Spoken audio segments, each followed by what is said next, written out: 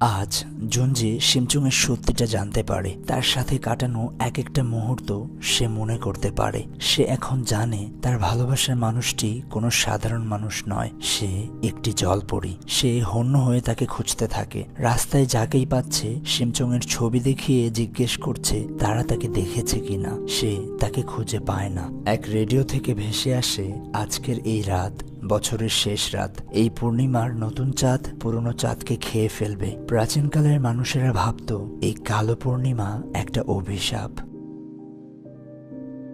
উপরমহল থেকে খবর আসে ইয়াং জিয়ং সরকারি কর্মকর্তাদের কাছে বার্তা পাঠিয়েছে। এই জলপরি টাউন লিডারের উপর কালো জাদু করেছে আর টাউন লিডার একজনকে হত্যা করেছে। এসব মিথ্যা অপবাদ তার নামে দেয়া হয়েছে আর প্রধান জলপরির উপর একটা জাল বিছিয়েছে যাতে জেলেরা তাকে ধরে মেরে ফেলতে পারে। এসব শুনে টাউন লিডার রেগে প্রধানের গলায় তার তরোয়াল তাক করে।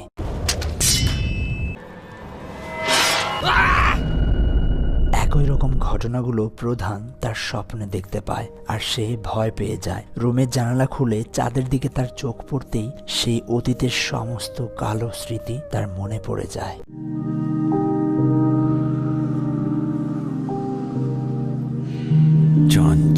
জলপরি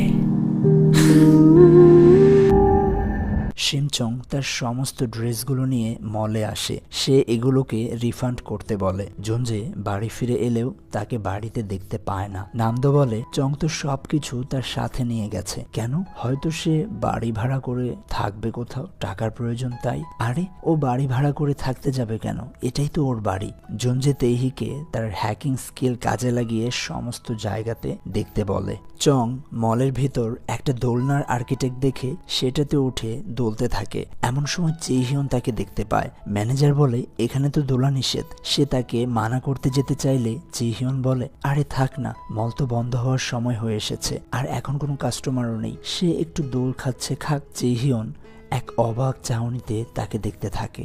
জুনজে চং এর বলা প্রতিটা কথা স্মরণ করে সে তাকে অনেক মনে করতে থাকে। এদিকে চংও জুনজের কথা ভেবে আনমনে হাঁটতে থাকে। হুট করেই সে চিহিয়নকে দেখে বলে আরে জুনজের ফ্যামিলি। চিহিয়ন বলে ম্যাডাম আপনি চাইলে আমাকে চিহিয়ন বলে ডাকতে পারেন। এবার সে জানতে চায় চং কোথায় থাকে। চং বলে আমি জুনজের সাথে থাকি। তোমরা একসাথে থাকো? না, আমি উপরের রুমে থাকি, জুনজের নিচের রুমে। জুনজে বাড়ির মালিক। আচ্ছা তোমার সাথে তাকে তো দেখছি না, তুমি কি একা এসেছো? আচ্ছা চং তুমি চাইলে আমি তোমাকে বাড়ি ড্রপ করে দেব। চং বলে না, তুমি কি আমাকে সেই পুরনো জায়গাতে নিয়ে যেতে পারবে যেখানে সর্বহারা মানুষগুলো থাকে? চিহিয়ন তার কথা মতো তাকে এখানে নিয়ে আসে। চং ভুলে ছেলেদের কেবিনে চলে যেতে লাগলে চিহিয়ন তাকে মহিলাদের কেবিন দেখিয়ে দেয়। চং তাদেরকে সরি বলে সে ভিতরে চলে আসে। মানুষদেরকে দেখে দেখে সেও তার মোবাইল আর ব্যাগটা একটা ড্রয়ারে রেখে দেয়, কিন্তু স্কুলের কিছু স্টুডেন্টরা এটা দেখে নেয়। বাড়িতে তারা তিনজন মিলে সিসি ক্যামেরার সব জায়গাতে চংকে খোঁজার চেষ্টা করছে, তবে তারা কোনোভাবেই চংকে কোথাও দেখতে পারছে না। নামদো আর তেহি ঘুমিয়ে গেলেও জুনজে সারা রাত জেগে তাকে খুঁজতে থাকে। পরদিন সকালে চংয়ের খোঁজ জানার জন্য সে তার ভিখারি বন্ধুটির সাথে এসে দেখা করে। এখান থেকেও সে কিছু জানতে পারে না। পরবর্তীতে শিমচুংয়ের লোকেশন ট্র্যাক করলে মোবাইল বন্ধ থাকায় এটাও সম্ভব হয় না। এবার স্কুলের মেয়েগুলো চংয়ের ব্যাগটা চুরি করে সমস্ত টাকা আর দামি ফোন দেখে তারা সবকিছু লুটে নেয়। মোবাইলটা চালু হওয়ায় জুনজের কাছে নোটিফিকেশন আসে। সে দ্রুত চলে আসে। এদিকে তারা টাকাগুলো ভাগাভাগি করছিল। একজনের হাতে সে চংয়ের ফোন দেখতে পায়। সে ফোনটা নিয়ে জিজ্ঞেস করে আমার গার্লফ্রেন্ড কোথায়? আচ্ছা শোনো, তোমরা টাকাগুলো রেখে দাও, শুধু এটা বলে দাও তোমরা কোথা থেকে এসব কিছু নিয়েছো। টাকার লোভে একটা মেয়ে লোকেশন বলে দেয়। এরপর সে টাকাগুলো নিয়ে নেয়। আরে তোমরা কি ভেবেছো আমি তোমাদের থেকেও বড় চিটার? চিহিয়ন চংকে দেখতে আসে, বলে আমার তোমাকে নিয়ে চিন্তা হচ্ছিল আর এমনিতেও আজ আমার ছুটি, তাই তোমায় দেখতে এসেছি। এমন সময় জুনজে চলে আসে। সে চংকে দেখতে পেয়ে দৌড়ে এসে তাকে জড়িয়ে ধরে। তুমি বাড়ি ছেড়ে এখানে কেন এসেছো? তুমি জানো আমি তোমায় নিয়ে কতটা চিন্তিত ছিলাম, কত জায়গায় তোমায় খুঁজেছি। আর এই জায়গাটা তুমি কিভাবে চেনো? এখানে তুমি কিভাবে এসেছো? চং বলে চিহিয়ন নিয়ে এসেছে। জুনজে তাকে দেখতে পেয়ে অবাক হয়। আরে তুমি এখানে কি করছো? জিহিয়ন তাকে সবকিছু খুলে বলে, এবার আমি চলে এসেছি, তুমি চাইলে চলে যেতে পারো। জুনজে চংকে জিজ্ঞেস করে, আচ্ছা তুমি কি কিছু খেয়েছো? হ্যাঁ, আমি ডিম খেয়েছি। আর কিছু খেতে চাও? না। মনে মনে বলে, আমি rice cake, strawberry flavour ice cream, ম্যানল flavour ice cream, roll, sandwich, seafood, spicy noodles, আরো কত কিছু খেতে চাই। তার মনের এই সমস্ত কথাগুলো শুনে জুনজের হাসি পায়। পরে মজা করে বলে, ওহ বুঝতে পেরেছি, তোমার মনে হয় একদমই খিদে নেই। আমি আরো ভেবেছিলাম তুমি বাড়িতে যাবে, তোমার পছন্দের গ্রিল বানিয়েছি। চং মনে মনে বলে, নিশ্চয়ই গ্রিলটা খুব মজা হয়েছে। জুনজে এই কথা শুনে আবার বলে, জানো গ্রিলটা এতটাই নরম হয়েছে যে মুখে দেওয়ার সাথে সাথেই গলে যায়। সে চাচ্ছিল খাবারের লোভ দেখিয়েও যদি তাকে নিয়ে যাওয়া যায়। আচ্ছা তুমি কি বাড়ি যেতে চাও? না। কেন? মনে মনে বলে, কারণ তুমি একটা প্রতারক। এতে জুনজের খুব খারাপ লাগে। সে উঠে চলে যায়। বাহিরে আসতেই জিহিয়ন বলে, জুনজে বাবা অনেক অসুস্থ, তাতে আমি কি করব? এই বলে সে ফিরে যেতে চেয়েও যেতে পারে না। বলে, কেন, কি হয়েছে বাবার? বাবা এখন চোখে অনেক কম দেখে, তার শরীরের অবস্থাও খুব একটা ভালো না। তাহলে তার যত্ন নাও, তাকে বেশি কাজ করতে দিও না। সে চলে যেতে লাগলে জিহিয়ন বলে, আমার জন্মের পর আমার বাবাকে আমি দেখিনি, তাকেই বাবার মতো ভালোবেসেছি। তোমার থেকে তোমার বাবাকে কেড়ে নেওয়ার কোনো ইচ্ছে আমার নেই। তাহলে কেড়েই যখন নিয়েছো, এবার একটু ঠিকঠাক ভাবে খেয়াল রাখতে শেখো। এদিকে পুলিশ ইনভেস্টিগেশন করে 1988 সালের একটা ক্রাইম রিপোর্ট থেকে জানতে পারে মা দিয়ং এর সাথে থাকা সেই মহিলার ব্যাপারে। তার নাম ছিল কং জিহিয়ন। এই মহিলার দুটো বিয়ে হয়েছিল আর তার দুটো স্বামী মারা গিয়েছে। পরে তারা কং জিহিয়নের পুরনো ঠিকানায় আসলে জানতে পারে তার প্রথম স্বামীর চোখ নষ্ট হয়ে গিয়েছিল। পরবর্তীতে অ্যাক্সিডেন্টে সে মারা যায়। তবে অবাক করার বিষয় হলো তার দ্বিতীয় স্বামীর ক্ষেত্রেও একই ঘটনা ঘটেছে। এসব শুনে তাদের সন্দেহটা আরো বেড়ে যায়। রাতে নামদোর রুমের হিটার নষ্ট হওয়ায় সে জুনজের রুমে থাকতে আসে। এদিকে জুনজে একা একা ভাবতে থাকে, সে এরকম একটা বাজে বুদ্ধি কোথায় পায়? কেউ এভাবে ঘর ছেড়ে চলে যায়? নিশ্চয়ই যেই বাস্টার্ড তাকে রামেন বানিয়ে খাইয়েছিল তার থেকে এরকম পচা বুদ্ধি সে পেয়েছে। তবে একটু ভালোভাবে ভাবতেই সে বুঝতে পারে শিমচং আসলে সবসময় তার কথাই বলতো। চিন্তা করে দেখে এতদিন সে নিজেই নিজেকে কত গালি দিয়েছে, কত খারাপ খারাপ কথা বলেছে। এসব ভেবে সে পাগলের মতো করতে থাকে। চং তাকে অনেক ভালোও বলেছে, সে তার কত প্রশংসা করেছে। এসব ভেবে তার মন ভালো হয়ে যায়। সে পাগলের মতো হাসতে থাকে। তবে এসবের নাম তো ভয় পেয়ে যায়। জুনজে তোমার ডাক্তার দেখানো উচিত। জুনজে খুশিতে চং এর সাথে দেখা করতে চলে আসে। ভেতরে এসে মানুষদেরকে মেরে মরে সে তার পাশে শুয়ে পড়ে। চং চোখ খুলেই তাকে দেখতে পেয়ে ভীষণ খুশি হয়। জুনজে তুমি জানো আমি তোমায় কত মিস করেছি। জুনজে তার মনের কথাগুলো শুনতে পেয়ে সেও আর চোখ খোলে না। রাতে তার প্রচুর ঠান্ডা লাগছে এটা বুঝতে পেরে চালাকি করে জুনজে তার গায়ের কম্বলটা চং এর উপর দিয়ে দেয়। সকালে চং প্রায় পানিতে পড়েই যাচ্ছিল, কিন্তু জুনজে এসে তাকে বাঁচিয়ে নেয়। কারণ তার পায়ে পানি স্পর্শ করলেই তার আসল রূপ ফিরে আসবে। ফিল্টার থেকে পানি নেওয়ার সময় একটা বাচ্চা পানি ফেলে দিলে সে তাকে বকা দেয়। বাচ্চারা যখন পানি দিয়ে গোলাগুলি খেলছিল তাদের কাছে এসে সে বলে, তোমরা জানো পানি কতটা ভয়ঙ্কর, এখান থেকে দূরে সরে যাও। অবশেষে সে পানির ফিল্টারটাকেই সরিয়ে ফেলে। বলে, এখানে মাথা ডুবে মারা যেতে পারে মানুষ। আর পাগলামো দেখে এখানকার মানুষগুলো রীতিমতো অবাক। তারা চং এর কাছে নালিশ করে, ম্যাডাম আপনার পাগল স্বামীটাকে নিয়ে দ্রুত বাড়ি ফিরে যান। সে আমাদের সাথে আমাদের বাচ্চাদেরকেও বিরক্ত করছে। এসব আর সহ্য হচ্ছে না। প্লিজ এই পাগলটাকে নিয়ে বাড়ি চলে যান। স্কুলে আন তার মেয়েকে নিতে আসলে ইয়োনার সাথে তাদের দেখা হয়। সে ইয়োনার সাথে অনেক ভালো ব্যবহার করে। ইয়োনা চং এর সাথে দেখা করে বলে, আমাদের স্কুলে অনুষ্ঠান হবে, এবারও আমার মা আসতে পারবে না, এজন্য আমার মন খুব খারাপ। সেখানে সবার প্যারেন্টস আসবে। এবার ক্রিসমাস অনুষ্ঠান শুরু হলে ইয়োনার পরিবার হয়ে চং এখানে আসে। আর তাকে দেখে আন পুরো অবাক হয়ে যায়। এবার জুনজেও তার পুরো টিম নিয়ে চলে আসে। চংকে বলে, আচ্ছা তুমি আমাকে না বলেই চলে এসেছো। তাদেরকে দেখতে পেয়ে ইয়োনা ভীষণ খুশি হয়। তারা কম্পিটিশনের জন্য তাকে অনেক উৎসাহিত করে। জুনজের উপস্থিতিতে চং মনে মনে ভীষণ খুশি হয়। আর তারা মিথ্যে একটা ফ্যামিলি সেজে অনেক সুন্দর একটা সময় কাটায়। রাতে ডিনারের সময় নামদো বলে, অনেক ভালো হয়েছে চং তুমি ফিরে এসেছো। তুমি না থাকায় আমাদের ফ্রিজটা যদিও অনেক ভরা ছিল, কিন্তু আমাদের মনটা ছিল খালি। একটা জিনিস দেখলে কিছু কিছু মিথ্যে মানুষকে কত আনন্দ দিতে পারে। তোমাদের এই একটু অভিনয়ের জন্য আজকে মেয়েটা কতটা খুশি ছিল। চং বলে, জুনজে তুমি আমায় প্রমিস করো তুমি কখনো এমন মিথ্যে বলবে না যেটা মানুষকে কষ্ট দেয়। সে তাকে প্রতিশ্রুতি দেয়। আর এটা দেখে নামদো আর তেইহি অবাক হয়ে যায়। জুনজে চংকে নিয়ে একটা সুন্দর জায়গাতে আসে আর বলে, তুমি এখানে অপেক্ষা করো, আমি আসছি। আর এই একই জায়গাতে পুলিশরা এসেছে মা দিয়ংকে ধরার জন্য, কারণ তারা জানতে পেরেছে মা দিয়ং আজ এখানে আসবে।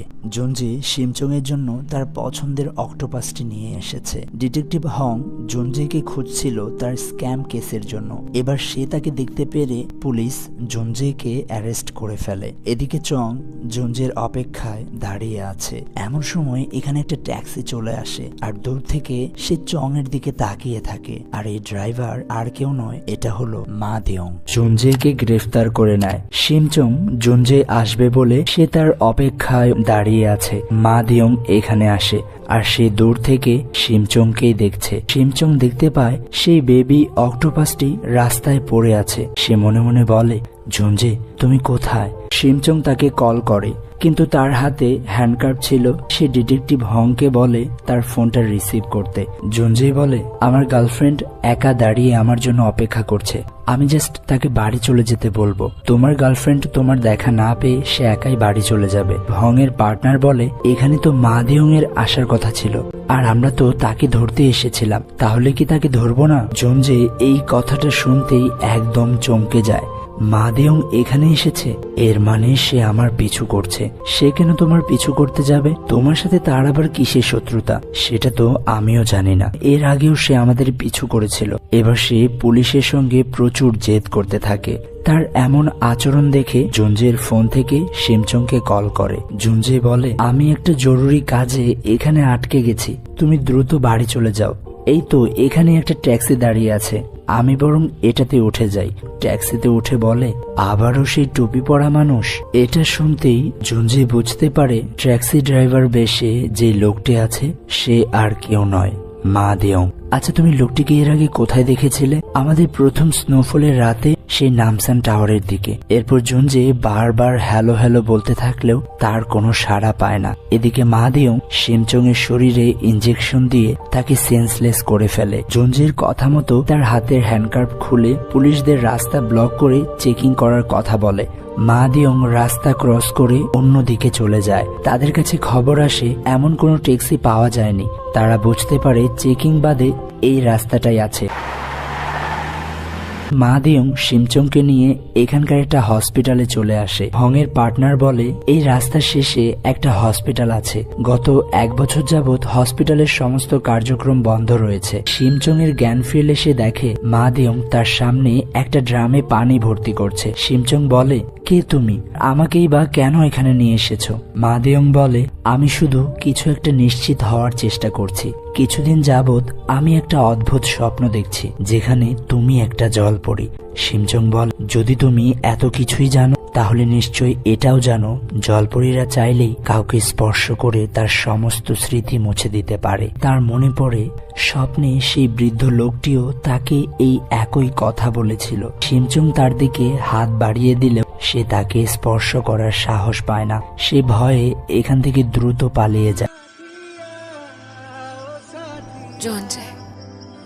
বাহির থেকে তার মনের কথাগুলো শুনতে পেয়ে জুনজে তার কাছে আসে। বাড়িতে এলে নামদো বলে, তুমি কোথায় ছিলে এতক্ষণ? পুলিশ মা দিয়ংকে ধরতে রাস্তায় চেকিং বসিয়েছে, আর সেই পুলিশ অফিসারটা হলো ডিটেকটিভ হং, যে তোমায় ধরার চেষ্টায় আছে। এমন সময়ই ডিটেকটিভ হোম এখানে আসে। তাকে দেখে নামদো আর তেইহি পুরো অবাক হয়ে যায়। এদিকে শিমচং ভীষণ খুশি।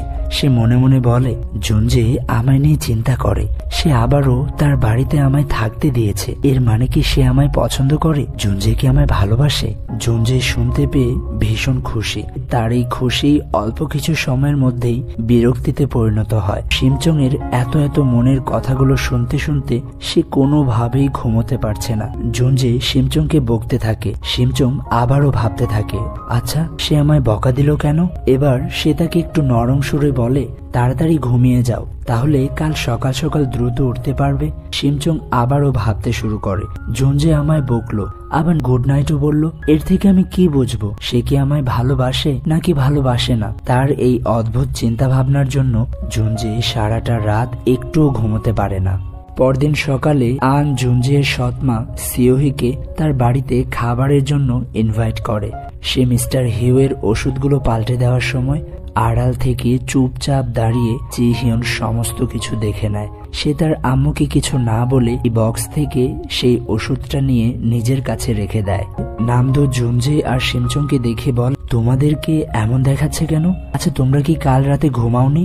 জুনজের মনে পড়ে বাড়ি ফাঁকা পেলেই শিমচং পুলে নেমে সুইমিং করতে থাকে। তাই সে নামদো আর তেহিকে বলে, আচ্ছা চলো আমরা একটু বাইরে যাব, তোমাদের সাথে আমিও যাব।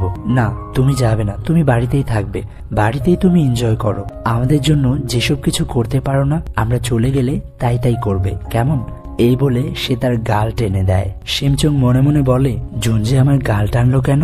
আমিও জুনজের গাল টানবো। জুনজে তার হাত থেকে পালানোর জন্য দৌড়তে থাকে। শিমচং তাকে প্রায় ধরেই ফেলবে, তখনই সে তার হাতটা ধরে দেয়ালে আটকে দেয়। তারা দুজন দুজনের খুব কাছাকাছি চলে আসে।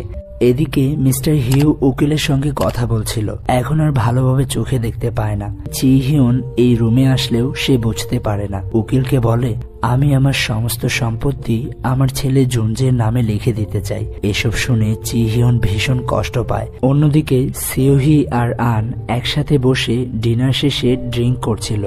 আন অনেক ড্রিঙ্ক করার ফলে সিওহিকে বলে, আমি জানি তুমি কিভাবে মিস্টার হিউকে ধোকা দিয়ে তাকে হাত করে নিয়েছো। তুমি তোমার নিজের বান্ধবীর বাড়িতে থেকে তার স্বামীকে হাত করে নিয়ে তোমার বান্ধবীকেই বাড়ি থেকে বের করে দিয়েছো। এসব শুনে এখান থেকে চলে যায়।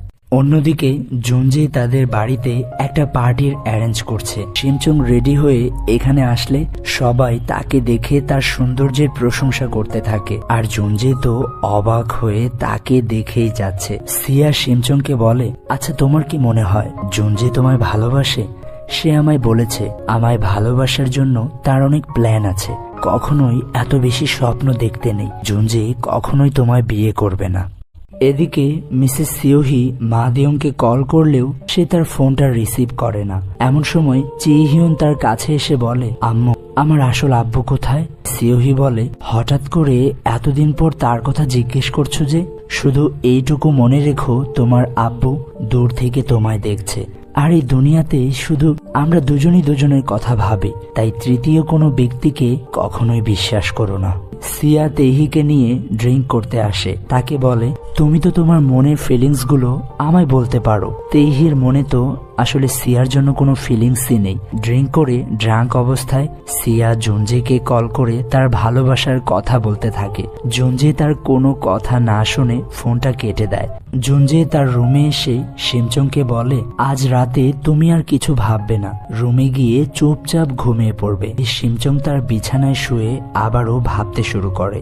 জুনজে বুঝতে পারে আজকের রাতটাও তার কোনোভাবেই ঘুম হবে না। পরদিন সকালে আনের ঘুম ভাঙলে তার মনে পড়ে কাল রাতে সে সিওহিকে ড্রিঙ্ক করে যা তা বলেছে। সে প্রচুর আফসোস করতে থাকে। এদিকে সিয়ারও মনে পড়ে সে জুনজেকে কল করে তার মনের ফিলিংস গুলো তাকে বলেছে, আর সেও এসব ভেবে প্রচুর আফসোস করতে থাকে। তাদের দুজনকে এমন ছটফট করতে দেখে মেড ভাবতে থাকে, হায় হায়, এদের আবার কি হলো? এদিকে মিসেস সিওহি মিস্টার হিউকে নিয়ে ডক্টরের কাছে আসে। ডক্টর এটা ভেবে অবাক হয়, এত ঠিকঠাক ভাবে ওষুধ খাওয়া সত্ত্বেও মিস্টার হিউ কেন ঠিক হচ্ছে না। তার চোখের অপারেশনটা খুব দ্রুত করিয়ে ফেলতে হবে, আর তা না হলে তার দুটো চোখই পুরো নষ্ট হয়ে যাবে। সে বাইরে এসে বসে। এমন সময়ই তার সামনে জুনজের আম্মু চলে আসে। কিন্তু মিস্টার হিউ এখন ঠিকঠাক চোখে দেখতে পায় না, তাই সে তার ওয়াইফকে দেখেও চিনতে পারে না। আজ এত বছর পর তাকে দেখেই পুরোপুরি অবাক হয়। সে এটা দেখে আরো বেশি অবাক হয় তার হাজবেন্ড তার দিকে তাকিয়ে তাকে না চেনার ভান করছে। সিওহি এসে তাকে নিয়ে চলে যায়। ফ্ল্যাশব্যাকে দেখানো হয় সিওহি জুনজের আম্মুর অনেক ভালো ফ্রেন্ড ছিল, কিন্তু সে অনেক অসহায় ছিল। তাই জুনজের আম্মু সিওহিকে তার ছেলে নিয়ে জুনজেদের বাড়িতেই থাকতে দিয়েছিল। সিওহি তার কাছ থেকে তার হাজবেন্ডকে কেড়ে নিয়ে তাকেই তার বাড়ি থেকে বের করে দিয়েছে। চিহিয়ন জুনজেকে কল করে। সে ড্রাঙ্ক অবস্থায় জুনজেকে বলে, তুমি তোমার আব্বুর আসল সন্তান আর আমি সৎ, তাই তোমার আব্বুকে প্রোটেক্ট করার দায়িত্বটা তোমার। জুনজে কিছুই বুঝতে পারে না চিহিয়ন তাকে কি বলল। শিমচং তার বিছানায় শুয়ে আছে। তাকে দেখে বলে, জুনজে, আমি তোমায় কিছু বলতে চাই। তার দিকে তাকিয়ে মনে মনে বলে, তুমি আমায় কেন বাঁচিয়েছো, কেন আমায় জড়িয়ে ধরেছিলে, আর কেনই বা আমায় ভালোবাসার মানে বুঝিয়েছিলে? আচ্ছা, তুমি কি সত্যি আমায় ভালোবাসো? এত কিছু ভাবার পর সে বলে, থাক, আজ নয়, অন্য একদিন বলবো। শিমচং এর এতটা পেরেশানি দেখে সে তার কাছে এসে বলে, তোমাকে আর কিছু ভাবতে হবে না। তাকে জড়িয়ে তার ঠোঁটে কিস করে।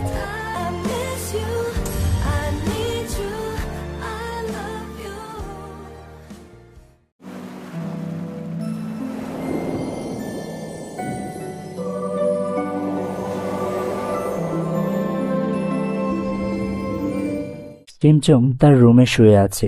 জুনজে তাকে কিস করেছে। এই খুশিতে কিছুতেই ঘুমোতে পারছে না। তবে নিচের ঘরে জুনজে ঘুমিয়ে গেছে। শিমচং জুনজেকে ডাকে। জুনজে আজ আবারও স্বপ্নে তার অতীতে হারিয়ে যায়। গ্রামের প্রধান সিউঙ্গে মশাল নিয়ে সমুদ্রে এসেছে। টাউন লিডারের আকাশে ফানুস ওড়ানোর পিছনে একটা বিশেষ কারণ আছে। জলপরি আকাশে ফানুস উড়তে দেখলেই পানির উপরে চলে আসবে। জুনজে দেখে সেহুয়া পানির উপরে আসছে। জুনজে সেহুয়া বলে চিৎকার করে জেগে ওঠে। চোখের সামনেই শিমচংকে দেখে। জুনজে উঠে বসে শিমচংকে তার বুকে জড়িয়ে নেয়। কে সে? সেহুয়া? সে কি মেয়ে মানুষ? জুনজে বলে, হ্যাঁ। সে কি দেখতে অনেক সুন্দর? আচ্ছা, সত্যি বলবো? অবশ্যই, কারণ তুমি আমায় প্রমিস করেছো মিথ্যে বলবে না। সেহুয়া ভীষণ সুন্দর। আর আমি? হ্যাঁ, তুমিও সুন্দর। শিমচং তার রুমে চলে যাওয়ার সময় জুনজে বলে, তুমি যাবে না, এখানেই থাকো। জুনজে, তুমি কি ড্রাঙ্ক হয়ে আছো? এমন কথা তুমি ড্রাঙ্ক হয়ে থাকলেই বলো। হ্যাঁ, মনে করো আমি ড্রাঙ্ক হয়ে আছি। শিমচংকে তার বাহুতে আগলে নিয়ে তার উপর কম্বল জড়িয়ে দেয়। জুনজে তাকে কিস করে। আমি চাই আমার পাশে তুমি এভাবেই সবসময় ঘুমাও। তুমি থাকলে ভয়ানক স্বপ্নগুলো আমায় স্পর্শ করতে পারবে না। শিমচং মনে মনে বলে, আমি চাই ভয়ানক স্বপ্নগুলো তোমার রোজই আসুক, তাহলেই তো আমি তোমার এতটা কাছে থাকতে পারবো। জুনজে ঘুমিয়ে গেছে বুঝতে পেরে আস্তে করে উঠে ছাদে চলে আসে। শিমচং নামসান টাওয়ারের দিকে তাকিয়ে বারবার একই কথা বলতে থাকে, জুনজে আমায় পছন্দ করে, জুনজে আমায় পছন্দ করে। জুনজের নাম নিয়ে গান গাইতে থাকে, খুশিতে লাফাতে শুরু করে। জুনজে আমায় ভালোবাসে, জুনজি আমায় পছন্দ করে। মিসেস সিওহি মিস্টার হিউ এর উকিলের সঙ্গে কথা বলে, সম্পত্তির উইলটা আপনি ঠিকই বানাবেন, এমন ভাবে বানাবেন যাতে করে সমস্ত সম্পত্তি আমার আর জি হিউনের নামে হয়। কি বলছেন? কিছু সম্পত্তি তো জুনজের নামেও করতে হবে। এটা আপনি আমার উপর ছেড়ে দিন, আপনার টাকা আপনি ঠিকঠাক ভাবে পেয়ে যাবেন। মেয়েট বাড়িতে এসে সে ড্রিঙ্ক করছে। আন তাকে জিজ্ঞেস করে, তুমি ড্রিঙ্ক করছিলে কেন? আচ্ছা, তোমার কি কিছু হয়েছে? আজুম্মা বলে, আই এম সো গ্রেটফুল যে এতগুলো বছর পর কেউ একজন আমার কাছে জানতে চাইলো আমার কি হয়েছে। আজকে আমি আমার এক্স হাজবেন্ডকে দেখেছি। সে আমার দিকে তাকিয়ে এমন করছিল সে আমায় সত্যি চিনতে পারছে না। আমি বুঝতে পারছি সময়টা সবকিছু বদলে দিয়েছে, কিন্তু সে এখনো আমার হৃদয়ে রয়ে গেছে।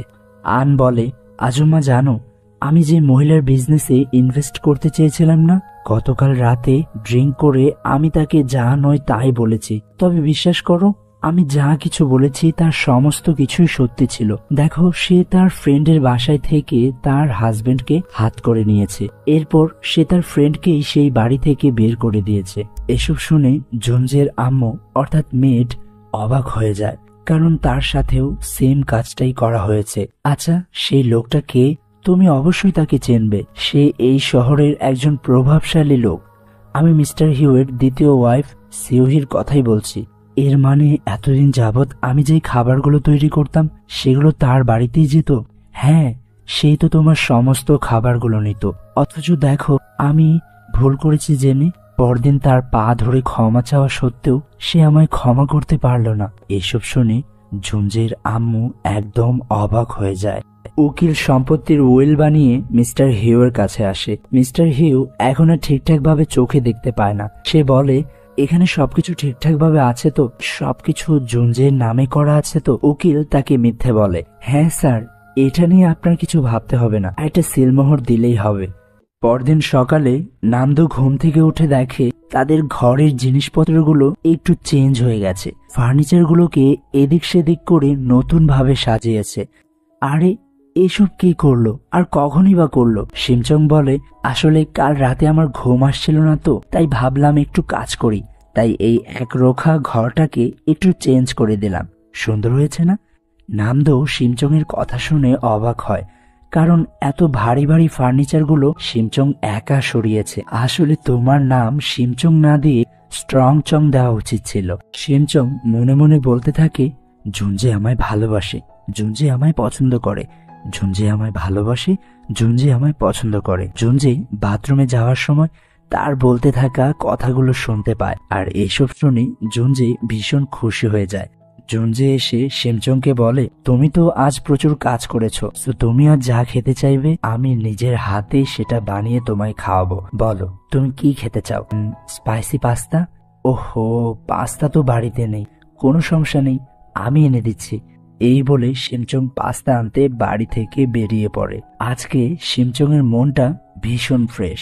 একজন প্রেগনেন্ট মহিলাকে ময়লার বস্তা টানতে দেখে তার হাত থেকে বস্তা দুটো নিয়ে ডাস্টবিনে ফেলে দেয়। মহিলাটি খুশি হয়ে শিমচংকে ধন্যবাদ জানায়। রাস্তায় একটা বৃদ্ধা মহিলাকে কষ্ট করে গাড়ি ঠেলতে দেখে শিমচং নিজে এসে খুব দ্রুত তার গাড়িটা নিয়ে যায়। সে রাস্তায় যাকেই অসুবিধায় দেখে তাকেই সাহায্য করতে থাকে। এদিকে শিমচং বাড়ি ফিরতে এত লেট করছে দেখে নামদো তেহিকে শিমচংকে ফোন করতে বলে। এমন সময় জুনজি শুনতে পায় শিমচং বলছে, জুনজি আমাকে ভালোবাসে, জুনজি আমায় পছন্দ করে, তাকে কল করতে হবে না, সে বাড়ির খুব কাছাকাছি চলে এসেছে। নামদো বলে, তুমি কি করে জানো? শিমচং বাড়ি চলে আসে। আচ্ছা, তোমাদের মধ্যে কি টেলিপ্যাথির সম্পর্ক আছে নাকি? এদিকে জুনজির আম্মু অর্থাৎ আনদের বাড়ির মেড আনের কাছে এসে বলে, আমি এই বাড়িতে মেডের জবটা আর করবো না। আন বলে, তুমি কি চাকরিটা ছাড়তে চাচ্ছ? আমি কি কিছু ভুল করেছি? আমি কি কোনো খারাপ ব্যবহার করছি তোমার সাথে? মেড বলে, না তেমন কিছুই না, আমি আমার ব্যক্তিগত কারণেই জবটা ছাড়তে চাচ্ছি। তুমি চলে যাবে ঠিক আছে, কিন্তু নতুন মেড পাওয়া অব্দি তো থেকে যাও। ঠিক আছে, আমি না হয় এ কটা দিন থেকে যাব। এখানে সিয়া আসে আর বলে, তাহলে তো তুমি যাচ্ছ না, তো তুমি এখন বাজারে যাও, বাজার সহ তোমায় নিয়ে আমি একটা জায়গায় যাব। জুনজির আম্মু বাজার থেকে সবজি নিয়ে বাড়ি ফেরার পথে বাইকে করে একটা ছিনতাইকারী তার পার্সটা নিয়ে চলে যেতে থাকে। সে জোরে জোরে চোর চোর বলে চিৎকার করতে থাকে। এমন সময় শিমচং সেই বাইকের পিছু করে আর তার পার্সটা নিয়ে তাকে ফিরিয়ে দেয়। রাস্তায় পড়ে যাওয়া সবজিগুলো ব্যাগে তুলে দেয়। এই মেয়েটার এমন উদারতা দেখে তাকে ধন্যবাদ জানায়, আর শিমচং তাকে ভাই বলে এখান থেকে দ্রুত চলে যায়। এই বাইকারের অবস্থাটা একবার দেখুন। শিমচং কি মনোরম সাজাটাই না তাকে দিয়েছে। সিয়া তাদের মেডকে নিয়ে জুনজের বাড়িতে আসে। মেড বলে, এটা কার বাড়ি? এটা আমার বয়ফ্রেন্ডের বাড়ি, সে তোমার হাতের রান্না ভীষণ পছন্দ করে। ভেতরে আসতেই মেড শিমচংকে দেখে বলে, তুমি তুমি কি এই বাড়িতেই থাকো? হ্যাঁ। সিয়া কিছুটা অবাক হয়ে বলে, আরে তোমরা কি আগে থেকেই দুজন দুজনকে চেনো নাকি? মেড বলে, এই তো সেই মেয়েটা। এবার জুনজের আম্মুর হাত থেকে শিমচং ব্যাগগুলো নিয়ে বলে, তুমিও কি ব্যাগ চোরদেরকে আঘাত করো? সে সবজির ব্যাগ দিয়ে তার পায়ে আঘাত করে জুনজির আম্মুকে নিয়ে কিচেন রুমে চলে আসে। সিয়া জুনজির ঘরে এসে টাউন লিডার অর্থাৎ দাম রিয়ংয়ের যে ফাইলগুলো ছিল সেগুলো জুনজিকে গিফট করে। এমন সময় সিয়া জুনজির রুমে থাকা একটি ফটো ফ্রেম দেখতে পায়, আর এটা দেখতেই সিয়ার মনে হয় এমন একটি ছবি এর আগেও সে কোথাও দেখেছিল। সিয়া মনে করতে পারে তাদের বাড়ির মেড অর্থাৎ জুনজের আম্মুর রুমে এমনই একটি ফটো ফ্রেম সে দেখেছিল। সিয়া স্পষ্ট বুঝতে পারে এই মেয়েটি হচ্ছে জুনজের আসল আম্মু। জুনজি বাড়ি চলে আসার আগেই মেডকে নিয়ে আমাকে এখান থেকে কেটে পড়তে হবে। সিয়া দেখে জুনজির আম্মুর সাথে শিমচং এর অনেক ভালো সম্পর্ক হয়ে গেছে। এসব দেখে সিয়া প্রচুর জেলাস ফিল করে। সে খুব দ্রুত মেডকে নিয়ে বাড়ি থেকে বেরিয়ে পড়ে, কিন্তু তারা বাড়ি থেকে বের হতেই জুনজে বাড়ি চলে আসে।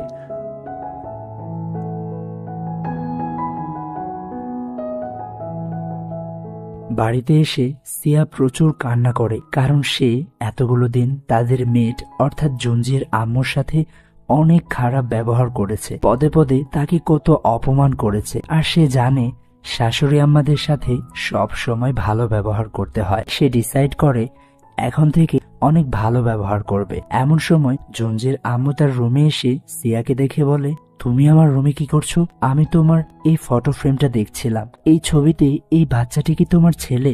হ্যাঁ, আচ্ছা, তোমার ছেলে তো দেখতে তোমার মতো নয়। কি বলছো তুমি? সারা জীবন তো মানুষ আমায় বলেছে আমার ছেলে দেখতে আমার মতোই। সিয়া বুঝতে পারে সে আবারও একটা রং কথা বলে ফেলেছে। এবার সিয়া বলে, ম্যাডাম, আমি কি আপনাকে আম্মু বলে ডাকতে পারি? আপনি তো আমার আম্মুর মতোই, তাই না? সিয়া, তুমি কি অসুস্থ? আচ্ছা, আপনি কি এক গ্লাস পানি খাবেন? আমি কি এক গ্লাস পানি এনে দেব? আজম্মা একটু অবাক হয়ে বলে, না থাক, আম ফাইন। আচ্ছা ঠিক আছে, আমি পানি এনে দিচ্ছি তোমাকে। সিয়া তার পায়ে ধরে তাকে আটকায়। সিয়া বলে, আমাকে ক্ষমা করে দিয়েন।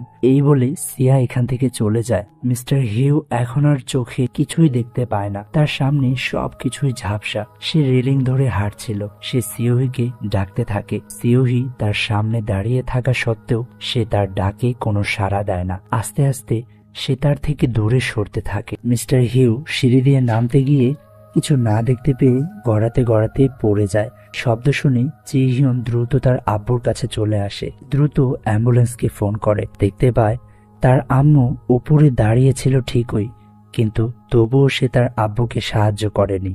এবার ঠিকঠাক ভাবে তার অপারেশনটা হয়ে যায়। মিস্টার হিউ বেঁচে যায়। নার্স এসে চিহিয়নকে বলে, আপনার আব্বু আপনাকে ডাকছে। চিহিয়ন তার আব্বুর কাছে আসলে সে শুনতে পায় তার আব্বু তাকে নয়, বরং জুনজের নাম ধরে ডাকছে। এসবের জন্য চিহিয়ন খুবই কষ্ট পায়। বাড়িতে এসে চিহিয়ন তার আব্বুর সাথে থাকা ফটো ফ্রেমটি ভেঙে ফেলে। সে তার আব্বুর সাথে থাকা সমস্ত স্মৃতিগুলো আগুনে পুড়িয়ে ফেলে। অন্যদিকে ডিটেকটিভ হং ইনভেস্টিগেশন করে জানতে পারে মাদেয়ং তার রাগ কন্ট্রোল করতে না পারার এই সমস্যাটির জন্য প্রতিনিয়ত একজন সাইকিয়াট্রিস্টের ট্রিটমেন্ট নিচ্ছে। এই সাইকিয়াট্রিস্টকে দেখতে একদমই অতীতের সেই বৃদ্ধ লোকটির মতো, যে বৃদ্ধ লোকটি গ্রামের প্রধানকে জলপরি সম্পর্কে নানান ধরনের তথ্য দিত। এদিকে জুনজে সেই সাইকিয়াট্রিস্টের কাছে আসে। ডক্টর জুনজেকে হিপনোটাইজ করে।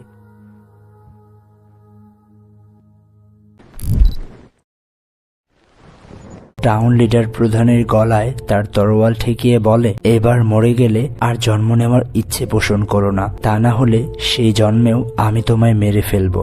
এখানে উপর মহল থেকে কিছু লোক আসে। তারা টাউন লিডারকে বলে, আপনি গ্রামের প্রধানকে অন্যায়ভাবে বন্দী করেছেন, তার উপর মিথ্যে অভিযোগ করেছেন, তাই আপনাকে বরখাস্ত করা হয়েছে। অর্থাৎ টাউন লিডারকে তার পদবি থেকে বরখাস্ত করা হয়েছে। উপর মহল থেকে আসা নতুন টাউন লিডার তার সামনে এসে দাঁড়ায়। নতুন টাউন লিডারকে দেখতে একদম অবিকল এই সময়ের ডিটেকটিভ হং এর মতো। নতুন টাউন লিডার দামরিয়ংকে নিয়ে যাওয়ার সময় সমুদ্রের উপর অনেকগুলো ফানুস দেখতে পায়। এই ফানুসগুলো গ্রামের প্রধান জলপরি সেহুয়াকে ধরার জন্য তার লোকেদেরকে দিয়ে ওড়াচ্ছিল, কারণ সে জানতে পেরেছে দামরিয়ং জলপরির সঙ্গে দেখা করতে এভাবেই সমুদ্রের পাশে ফানুস উড়াতো। আকাশে এত এত ফানুস উড়তে দেখে জলপরি সেহুয়া চলে আসে। দূর থেকে এসব দেখে দামরিয়ং বুঝতে পারে প্রধান সেহুয়াকে ধরার চেষ্টা করছে। নতুন টাউন লিডারকে বলে, আমাকে ফিরিয়ে নিয়ে চলো। দুঃখিত, আমি তোমাকে এই সাহায্যটা করতে পারবো না। দামরিয়ং তার তরোয়ালটি নতুন টাউন লিডারের গলায় স্পর্শ করে। সাথে সাথেই টাউন লিডারের সৈন্যরা দামরিয়ং এর দিকে তরোয়াল তাক করে। দামরিয়ং বলে, আমাকে এই সাহায্যটা তোমার করতেই হবে। আমি তোমায় প্রমিস করছি, আমি আবারও তোমার সাথে এই পথে ফিরে আসব। জলপরি সেহুয়ার কিছু একটা সন্দেহ হয়, তাই সে চলে যেতে থাকে। কিন্তু তখনই তাকে একটা বিশাল বড় জাল দিয়ে আটকে দেওয়া হয়। সে কিছুতেই এখান থেকে যেতে পারছে না। প্রধানের লোকগুলো সেহুয়ার দিকে বিষাক্ত তীর ছুঁড়ে মারছে। এমন সময় নতুন টাউন লিডার দামরিয়ংকে নিয়ে প্রধানের নৌকোর মুখোমুখি আসে। দামরিয়ং প্রধানকে এসব কিছু থামাতে বলে, কিন্তু প্রধান আরো তীর ছুটতে বলে। এবার দামরিয়ং এক লাফে প্রধানের নৌকায় চলে আসে, আর সে প্রধানের সেনাদের সঙ্গে লড়াই করতে থাকে। এবার নতুন টাউন লিডারও দামরিয়ং এর বন্ধু হয়ে প্রধানের সেনাদের বিরুদ্ধে লড়তে থাকে। প্রধান জলপরি সেহুয়ার দিকে একটা বর্ষা তাক করলে দামরিয়ং চিৎকার করে সেহুয়াকে ডাকে। তাকে বাঁচাতে গিয়ে সে নিজে সমুদ্রে ঝাঁপ দেয়। সেহুয়াকে তার বুকে জড়িয়ে নেয়। এবার বর্ষাটা এসে দামরিয়ং এর শরীরে গেঁথে যায়। এই বিষাক্ত বর্ষায় দামরিয়ং এর মৃত্যু হতে চলেছে। সেহুয়া তার ভালোবাসার মানুষটিকে তার চোখের সামনে মরতে দেখে এই ব্যথা সহ্য করতে পারছে না, তাই সে বর্ষাটিকে জোরে চাপ দিয়ে নিজের বুকেও গেঁথে নেয়। কারণ তারা একজন আরেকজনকে ভালোবাসে, একজন আরেকজনকে ছাড়া থাকতে পারবে না। তাই সেহুয়া তার ভালোবাসার মানুষটির সাথে নিজের জীবনকেও উৎসর্গ করে। আর এই বিষাক্ত এক বর্ষাতেই দুটি ভালোবাসার মৃত্যু হয়। এসব কিছু দেখে জুনজে চমকে ওঠে। আজ প্রথমবারের মতো জুনজেও তার হৃদয়ে ব্যথা অনুভব করে। এদিকে মাদিয়ং ডিপার্টমেন্ট অফ নিউরোসাইকিয়াট্রি রুমের সামনে চলে আসে। দরজার আড়াল থেকে জুনজেকে দেখতে পায়। জুনজে তার স্বপ্নে দেখা সমস্ত ঘটনা ডক্টরকে বলে। স্বপ্নে আমার নাম ছিল কিম দামরিয়ং। মাত্র 27 বছর বয়সে আমার মৃত্যু হয়েছিল। ডক্টর বলে, তোমাদের ভালোবাসাই ছিল তোমাদের মৃত্যুর কারণ। সময় থাকতে তাকে সমুদ্রে ফিরে যেতে দাও। এবার যাই কিছু হয়ে যাক না কেন, তাকে প্রোটেক্ট করব। মাদিয়ং দরজার আড়াল থেকে সব কথাগুলো শুনে নেয়। জুনজি বাড়িতে এসে নামদোকে বলে, শিমচং কোথায়? ও তো বাসায় নেই। তাকে খুঁজতে আবারও বাইরে চলে আসে। জুনজে তো মেয়েটার প্রেমে পুরো ফিদা হয়ে গেছে। ছেলেটা আগেই খুব স্বাভাবিক ছিল। জুনজে পাগলের মতো শিমচংকে খুঁজতে থাকে। শিমচংকে সেই টয় মেশিনের সামনে দেখতে পায়। জুনজে এসে শিমচংকে শক্ত করে জড়িয়ে ধরে। জুনজি, তুমি কি আবারও দুঃস্বপ্ন দেখেছো? আজ থেকে সব দুঃস্বপ্ন দূর হয়ে গেছে। আমি আর কোনো স্বপ্নই দেখতে চাই না।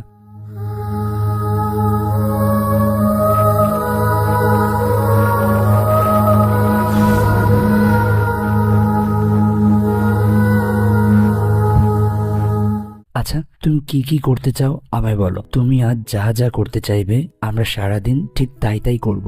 যা চাইবো তাই। হ্যাঁ, আমি শুনেছি ভালোবাসা 3 প্রকারের হয়, হট লাভ, রোমান্টিক লাভ, ডার্টি লাভ। আমরা কি রোমান্টিক লাভে ট্রাই করতে পারি? রোমান্টিক লাভ? যেমন ধরো কফি খেতে যাওয়া, সিনেমা দেখতে যাওয়া, একসাথে হাতে হাত রেখে পাশাপাশি হাঁটা।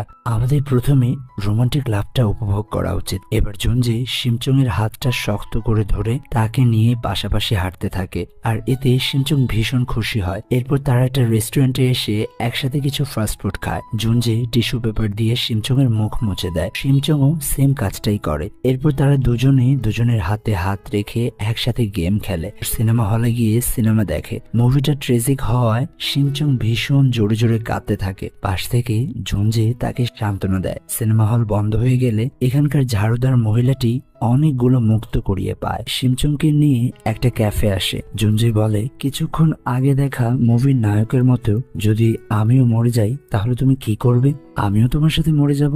আরে তুমি আমাকে ফলো করবে কেন? তুমি কি পাগল নাকি? আমি এত কিছু জানি না। যদি তুমি বেঁচে থাকো তাহলে আমাকেও তোমার জন্য বেঁচে থাকতে হবে।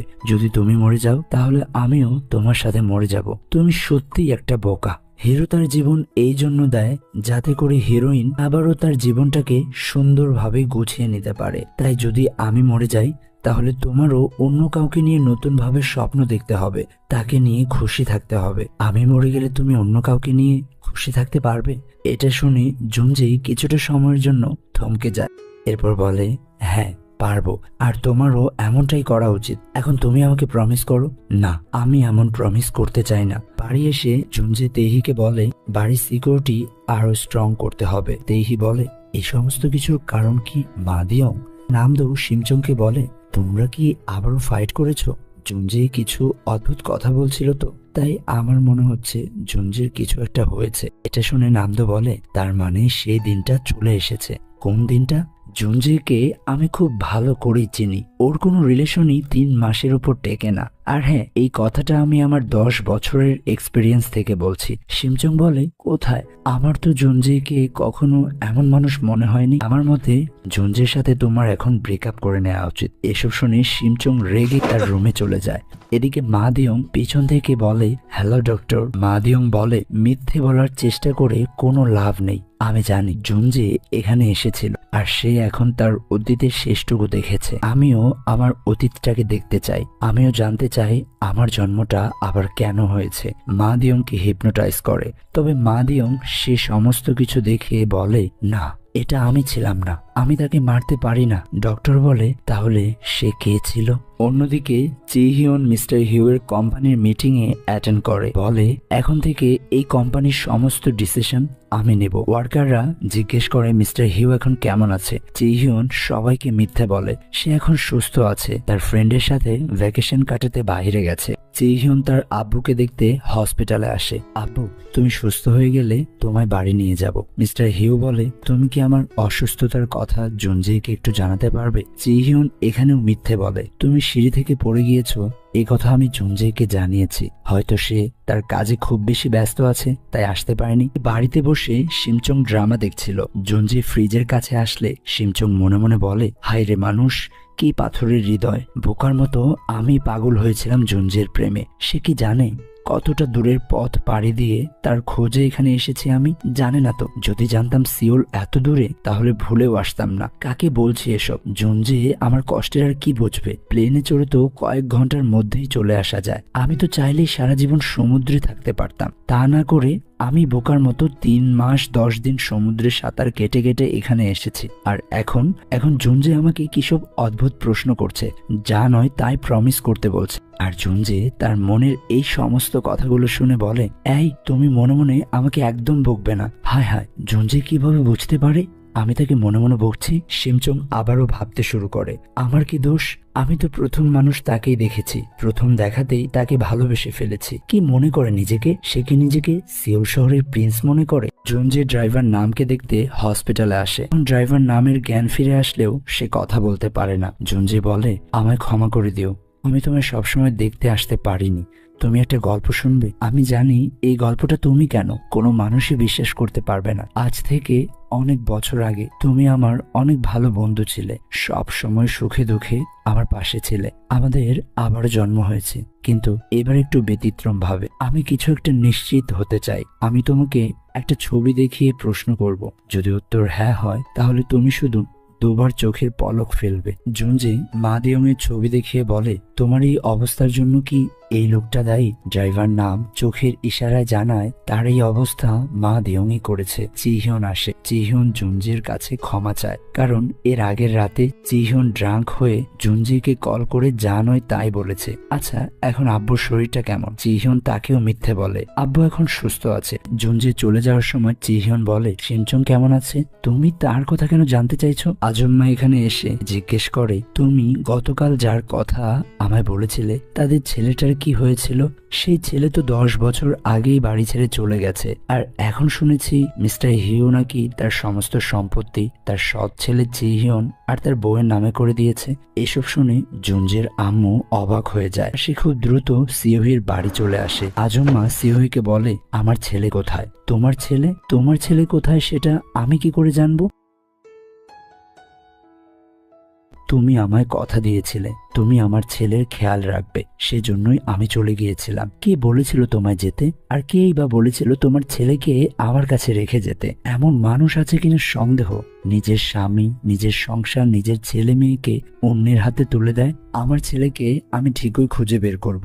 তখন তুমি আর তোমার ছেলে তোমাদের আসল জায়গাটার কথা মনে করতে পারবে। এই বলে জুনজের আম্মু বাড়ি থেকে চলে যায়। সিওহি কেউ একজনকে কল করে। মেড রাস্তা দিয়ে হাঁটতে হাঁটতে বাড়ি ফেরার সময় পেছন থেকে একটা গাড়ি এসে তাকে ধাক্কা মারতেই যাবে, এমন সময় শিমচং এসে তাকে বাঁচিয়ে নেয়। ডিটেকটিভ হং জুনজের সাথে দেখা করে, তাকে জিজ্ঞেস করে, তুমি কি কং জেহিয়ন নামের কোনো মহিলাকে চেনো? না তো। কেন? তোমার কি মনে হয় সেই মহিলা এখনো অব্দি মা দিয়ংকে সাহায্য করে? হ্যাঁ, আমার এখনো তাই মনে হয়। মা দিয়ং এই ডক্টরের কাছে যায় চিকিৎসা করার জন্য। এবার জুনজে বুঝে যায় এটা সেই ডক্টর যেই সাইকিয়াট্রিস্টের কাছে সে নিজেও গিয়েছিল। হংকে নিয়ে ডক্টরের কাছে চলে আসে। হং ডক্টরকে জিজ্ঞেস করে, আপনার কাছে কি মা দিয়ং নামের কেউ এসেছিল?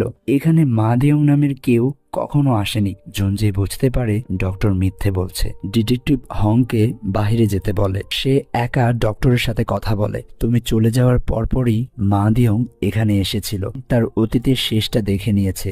মা দিয়ং বলেছে সে তাদেরকে মারেনি, তাদেরকে অন্য কেউ মেরেছিল। শিমচং বাড়ির খুব কাছাকাছি চলে আসতেই তার ফোনে চিহিয়নের কল আসে। চিহিয়ন এখানে দাঁড়িয়েই তার জন্য ওয়েট করছিল। শিমচং এর কাছে এসে রেস্টুরেন্টে খাবার খাওয়ার জন্য অফার করে।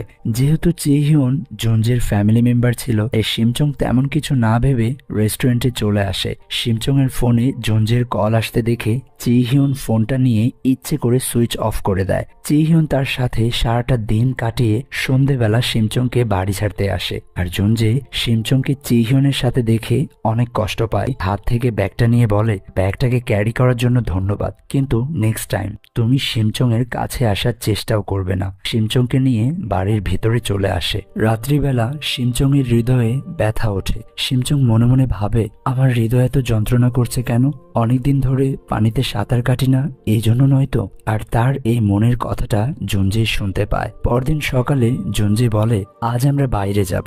নামদো বলে, এই ঠান্ডার মধ্যে বাইরে যাব কি করতে? আমি যেতে পারবো না। জুনজে বলে, না, আমরা সবাই যাব। যেহেতু আমি এই বাড়ির মালিক, তাই আমার কথা সবাইকে মানতে হবে। তারা সবাই বাড়ি থেকে বেরিয়ে যায়। তবে নামদো বেরিয়ে আসলেও শিমচং এর কথা ভেবে আবারও বাড়িতে চলে আসে। শিমচং জলপরি রূপে সাঁতার কাটতে থাকে।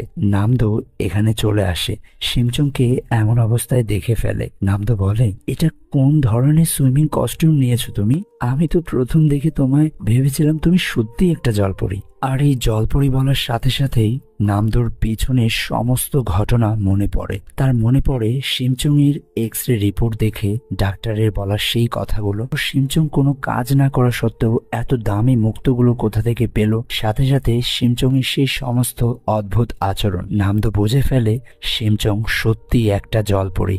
নামদোর কাছে তার ড্রেসটা চায়, আর পানি থেকে উপরে আসতেই সে দেখে তার পা চলে এসেছে। একটু আগে পুলে তুমি একটা জলপরি ছিলে, আর পুল থেকে ওঠা মাত্র একটা মানুষ। তুমি একটা জলপরি হওয়া সত্ত্বেও আমাদের বাড়িতে আছো। আমাদের তো কপাল খুলে গেছে। তোমাকে নিয়ে যদি অ্যাকোরিয়ামে ঘুরে বেড়াই, তাহলে তো টাকা আর টাকা। এসব কথা শুনে শিমচং বুঝতে পারে নামদোকে বিশ্বাস করা যাবে না। তাই সে নামদোর সাথে হাত মিলিয়ে তার সমস্ত স্মৃতি মুছে দেয়।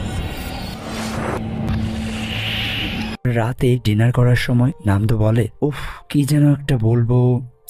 যেন একটা ছিল। এসব দেখে শিমচং বলে, আমি তো তার স্মৃতি মুছে দিয়েছি। এর মানে কি আমার বিশেষত্বতা ঠিকঠাক ভাবে কাজ করেনি? জুনজে তার মনের কথাগুলো শুনে বুঝে যায় নামদো আসলে কি বলতে চাইছে। নামদোর মাথায় মেরে বলে, আরে কি আবল তাবল বলছো? চুপচাপ খাবারটা শেষ করো তো। শিমচং জুনজেকে টেনে নিয়ে আসে আর বলে, জুনজে, তোমার কি হয়েছে বলো তো? কয়েকদিন ধরে তুমি আমার সাথে ভালোভাবে কথা বলছো না কেন? সারাক্ষণ এমন চুপচাপ হয়ে কেন থাকছো? জুনজে বলে, যদি তুমি আমাকে প্রমিস না করো, তাহলে আমি তোমার সাথে কথা বলবো না। তোমায় আমাকে প্রমিস করতে হবে। আমার কিছু হয়ে গেলে তুমি অন্য একজনকে নিয়ে ভালো থাকবে, অন্য কাউকে ভালোবাসবে, নিজের জীবনটাকে সুন্দর করে কাটাবে। শিমচং মনে মনে বলে, ও জুনজে, আমি তোমায় কিভাবে বলি? আমি এটা কখনোই করতে পারবো না, কারণ তুমি মরে গেলে আমিও মরে যাব। আমি ততদিনই বেঁচে থাকবো যতদিন তুমি আমায় ভালোবাসবে। আমার কাছে একটা নির্দিষ্ট সময় আছে। এই সময়টুকুর মধ্যে তোমাকে আমায় ভালোবাসতে হবে। তুমি আমায় ভালো না বাসলে আমার হৃদয় শক্ত হয়ে আমার হৃদস্পন্দন বন্ধ হয়ে যাবে। আমি তখনই মরে যাব। জুনজে সাথে সাথে বলে, এই কি বললে তুমি? তোমার হৃদস্পন্দন বন্ধ হয়ে যাবে? শিমচং বলে, তুমি আমার মনের কথা শুনতে পাও? তুমি যেন কি একটা বললে, তোমার হৃদয় শক্ত হয়ে যাবে, তোমার হৃদস্পন্দন বন্ধ হয়ে যাবে। শিমচং আবারও বলে, আচ্ছা তুমি কবে থেকে আমার মনের কথাগুলো শুনতে পাও? জুনজে চিৎকার করে বলে, এসব কিছু জানার প্রয়োজন নেই। তুমি কি বললে? আমাকে ছাড়া তুমি বাঁচবে না, তোমার হৃদয় শক্ত হয়ে যাবে, তোমার হৃদস্পন্দন বন্ধ হয়ে যাবে। শিমচং কি বলবে সে তার ভাষা হারিয়ে ফেলে। তুমি এসব কি যাতা বলে যাচ্ছ? তুমি কবে থেকে আমার মনের কথাগুলো শুনতে পাও? এর মানে কি তুমি এটাও জানো আমি কোথা থেকে এসেছি, আমি কে?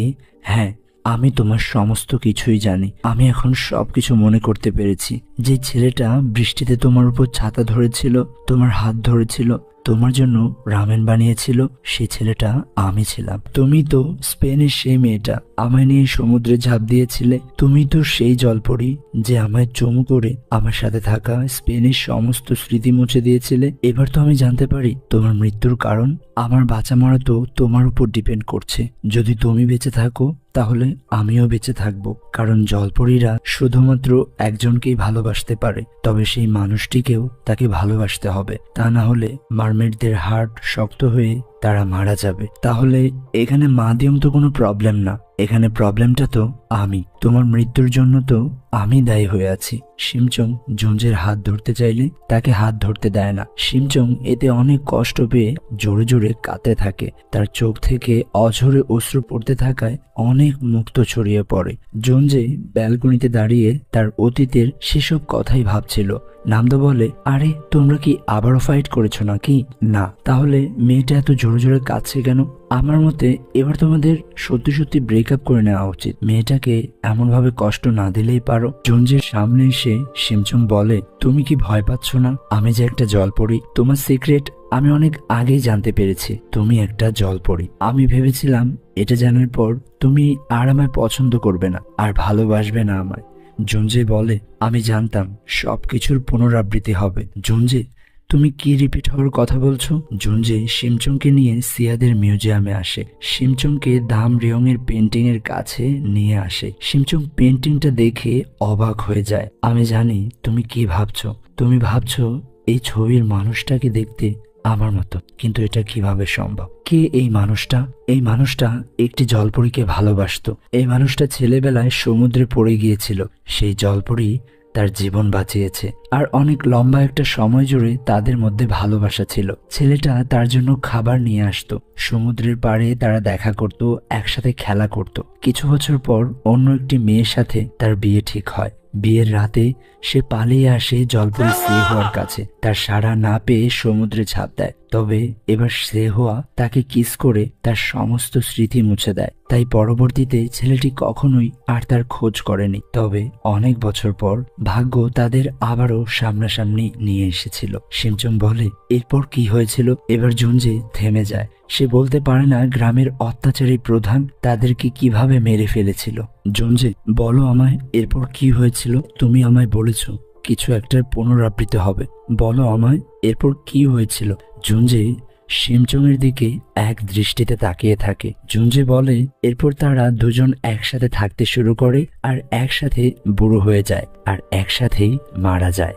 এসব শুনে শিমচং বলে, আমিও তোমার সাথে থাকতে চাই, আর একসাথে বুড়ো হতে চাই, একসাথেই মরতে চাই।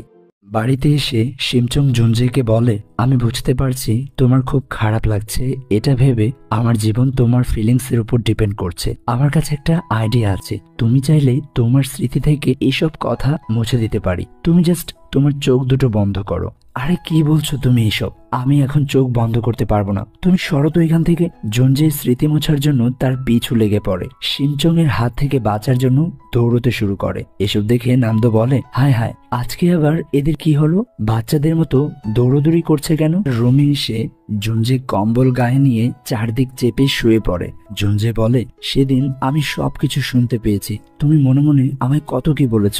সিওল এত দূরে, জানলে আসতাম না। হায় রে মানুষ, কি পাথরের হৃদয়, এমন আরো কত কি বলেছ তুমি। শিমচং হাসতে থাকে। তাহলে 2 দিনের স্মৃতি মুছে দেই কেমন?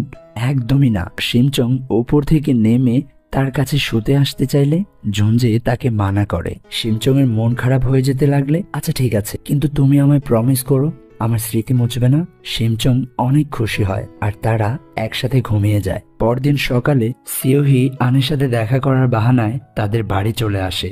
আর আন এতটা সকাল সকাল সিওহিকে তার বাসায় দেখে অবাক হয়। আসলে ম্যাডাম, আমি সেদিন রাতের জন্য খুবই দুঃখিত। সিওহি বলে, সমস্যা নেই, ড্রাঙ্ক অবস্থায় একটু একটু এরকম হয়। আন মেডকে কফি দিতে বলে। মেড এসে সিওহিকে দেখতে পায়। সিওহি তাকে বলে, তোমার কুকিং স্কিলস অসাধারণ। শুনলাম তুমি নাকি জবটা ছেড়ে দিয়েছো। তুমি চাইলে আমার বাসায় মেড হিসেবে জয়েন করতে পারো। তাহলে আপনিও আজ থেকে বেডরুম ছেড়ে কিচেন রুমে থাকা স্টার্ট করুন। মেডের কথা শুনে আন পুরো শকড হয়ে যায়। তুমি কি বলছো এগুলো? তুমি কি ড্রাঙ্ক হয়ে আছো? মেড বলে, না।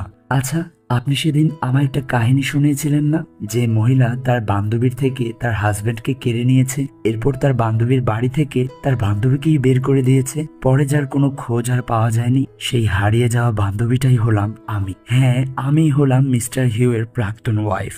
এসব শুনে আন অবাক হয়। এতদিন আমি চুপ ছিলাম এটা ভেবে জুনজে ভালো আছে, কিন্তু এখন যেহেতু আমার মতো আমার ছেলেও সেই বাড়ি থেকে হারিয়ে গেছে, তাই আমি আর চুপ থাকবো না। আমি খুব শীঘ্রই তোমার আসল জায়গাটায় তোমায় পৌঁছে দেব। সত্যের বোঝার ভার আর সইতে না পেরে সিওহি বাড়ি থেকে বেরিয়ে আসে। এবার তারা জানতে পারে কং জি হিয়ন একটা ফস্টার ফ্যামিলিতে ছিল, তবে কং জি হিয়নকে পরবর্তীতে যারা অ্যাডপ্ট করেছিল তারা নিখোঁজ। মিসেস সিওহি মিস্টার হিউকে হসপিটাল থেকে বাড়িতে নিতে আসে। আজ থেকে উনি হচ্ছে তোমার নতুন সেক্রেটারি। ড্রাইভার নামের পরবর্তীতে উনি তোমার দেখাশোনা করবে, আর এই নতুন সেক্রেটারিটা হলো মা দেও। এত রাতে তেহিকে বাড়ির বাহিরে যেতে দেখে নামদো বলে, এত রাতে কোথায় যাচ্ছ তুমি? তেহি বলে, ক্লাবে যাচ্ছি সিয়াকে আনতে। ওয়াও, আমিও যাব। ওহ, সেখানে তো অনেক ফিশ আর ফ্রেশ ওয়াটার আছে। ফিশ বলতে মেয়েদের আর ফ্রেশ ওয়াটার বলতে অ্যালকোহলকে বুঝিয়েছে, কিন্তু শিমচং তো আর এসব কিছু বোঝে না। নামদোর মুখে এমন মাছ আর ফ্রেশ ওয়াটারের কথা শুনে শিমচং ভাবে সত্যিই সেখানে এসব রয়েছে, তাই বলে আমিও যাব। নামদো আর তেহি এটা শুনে ভীষণ খুশি হয়। শিমচংকে নিয়ে ক্লাবে আসলে এখানকার সবাই শিমচংয়ের সৌন্দর্য দেখে অবাক হয়, সবাই তাকে দেখতে থাকে। শিমচং সিয়াকে বলে, এত সুন্দর জায়গায় তুমি একা এসেছো কেন? আর তাকে ড্রিঙ্ক করতে দেখে বলে, এসব খেও না, লাস্ট টাইম জুনজে এসব খেয়ে অনেক ভমিট করেছিল।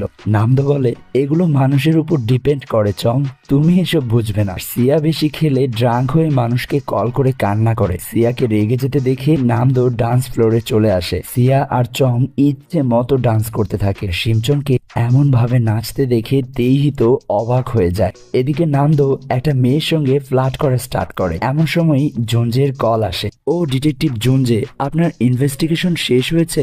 নামদো, বাড়ি ফাঁকা কেন? সবাই কোথা? শিমচং কোথা? আমরা সবাই ক্লাবে এসেছি। জুনজে বলে, শিমচংকে নিয়ে গেছো কেন? ওর তো মাথা ঘুরবে। আরে ধুর, শিমচংই তো এখানে ডান্স করে সবার মাথা ঘুরিয়ে দিচ্ছে।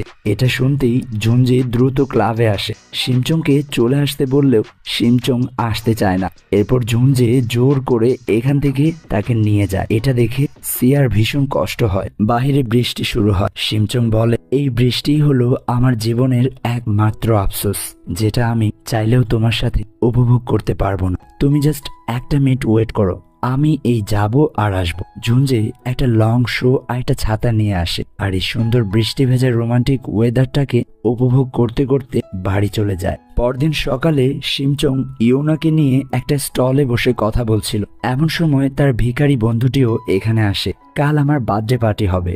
কাল কি তোমার জন্মদিন? শিমচং বলে, আমি জানি না কবে আমার জন্মদিন, কালই আমি আমার বার্থডে পার্টি করব। তোমরা সবাই কিন্তু চলে এসো, কেমন? হসপিটালে ড্রাইভার নাম রুমে একা ছিল। এই সুযোগে চিহিয়ন রুমে এসে নামকে জিজ্ঞেস করে, আচ্ছা আঙ্কেল, আপনার কি মনে হয় আপনার এই অবস্থার পিছনে আমার আম্মুর হাত রয়েছে? ইয়েস, এটা আমিও খুব ভালো করেই জানি। নামের বুকে হাত রেখে বলে, ইস, প্রবলেমটা এখানে না, প্রবলেমটা হচ্ছে আপনার মনে। অক্সিজেন পাইপটা সরিয়ে ফেলে। ড্রাইভার নাম শ্বাস নিতে না পেরে ছটফট করতে থাকে। রুমে প্রচুর জোরে জোরে সাউন্ড শুরু হয়। চিহিয়ন বুঝতে পারছে না সে এখন কি করবে।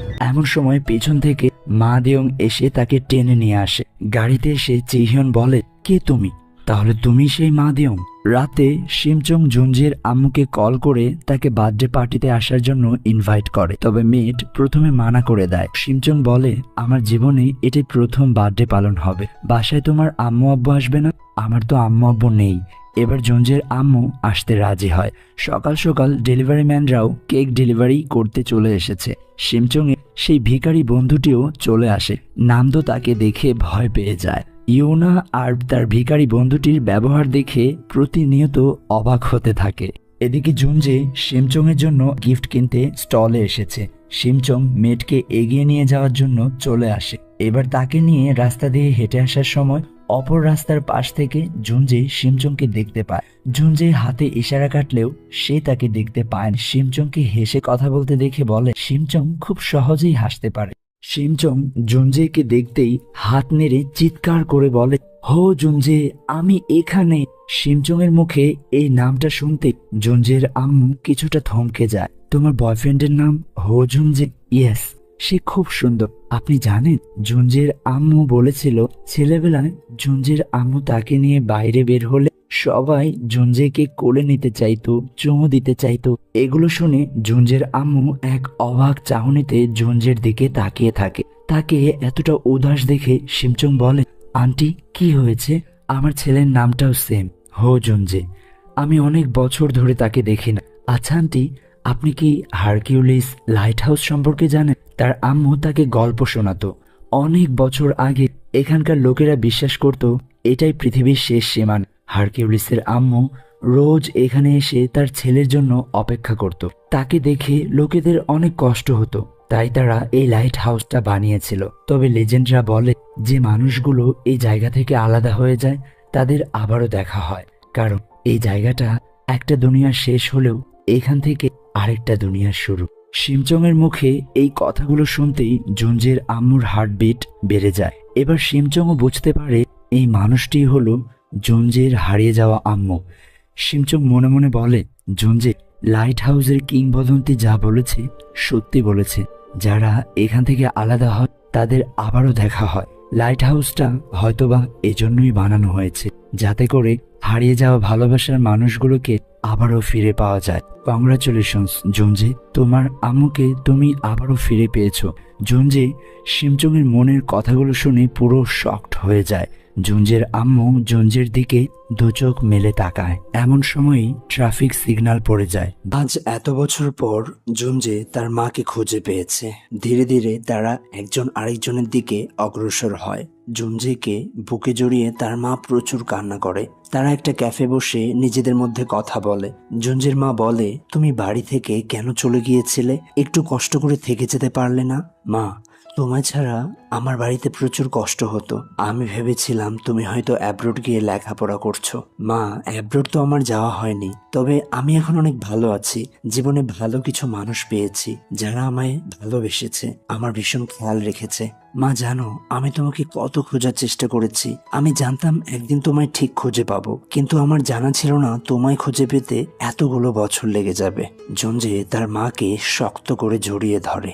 বাড়িতে চং সবাইকে এই ব্যাপারগুলো বললে সবাই অবাক হয়। নামদো বলে, আমরা তাকে কোথায় কোথায় খুঁজেছি, সে যে আমাদের এতটা কাছে ছিল এটা ভাবতেই পারিনি। খাবার আনতে কিচেনে যাওয়ার সময় তার পায়ে ব্যথা পেতেই সে বলে ওঠে, কিছু তো একটা আছে, খুব বড় একটা ব্যাপার। আমার মনে পড়ছে না কেন, আমি বুঝতে পারছি না। এবার সিয়াকে কল করে বলে, জানো কি হয়েছে সিয়া? তোমাদের বাসার সেই আজম মা আছে না, সেই জুনজের মা।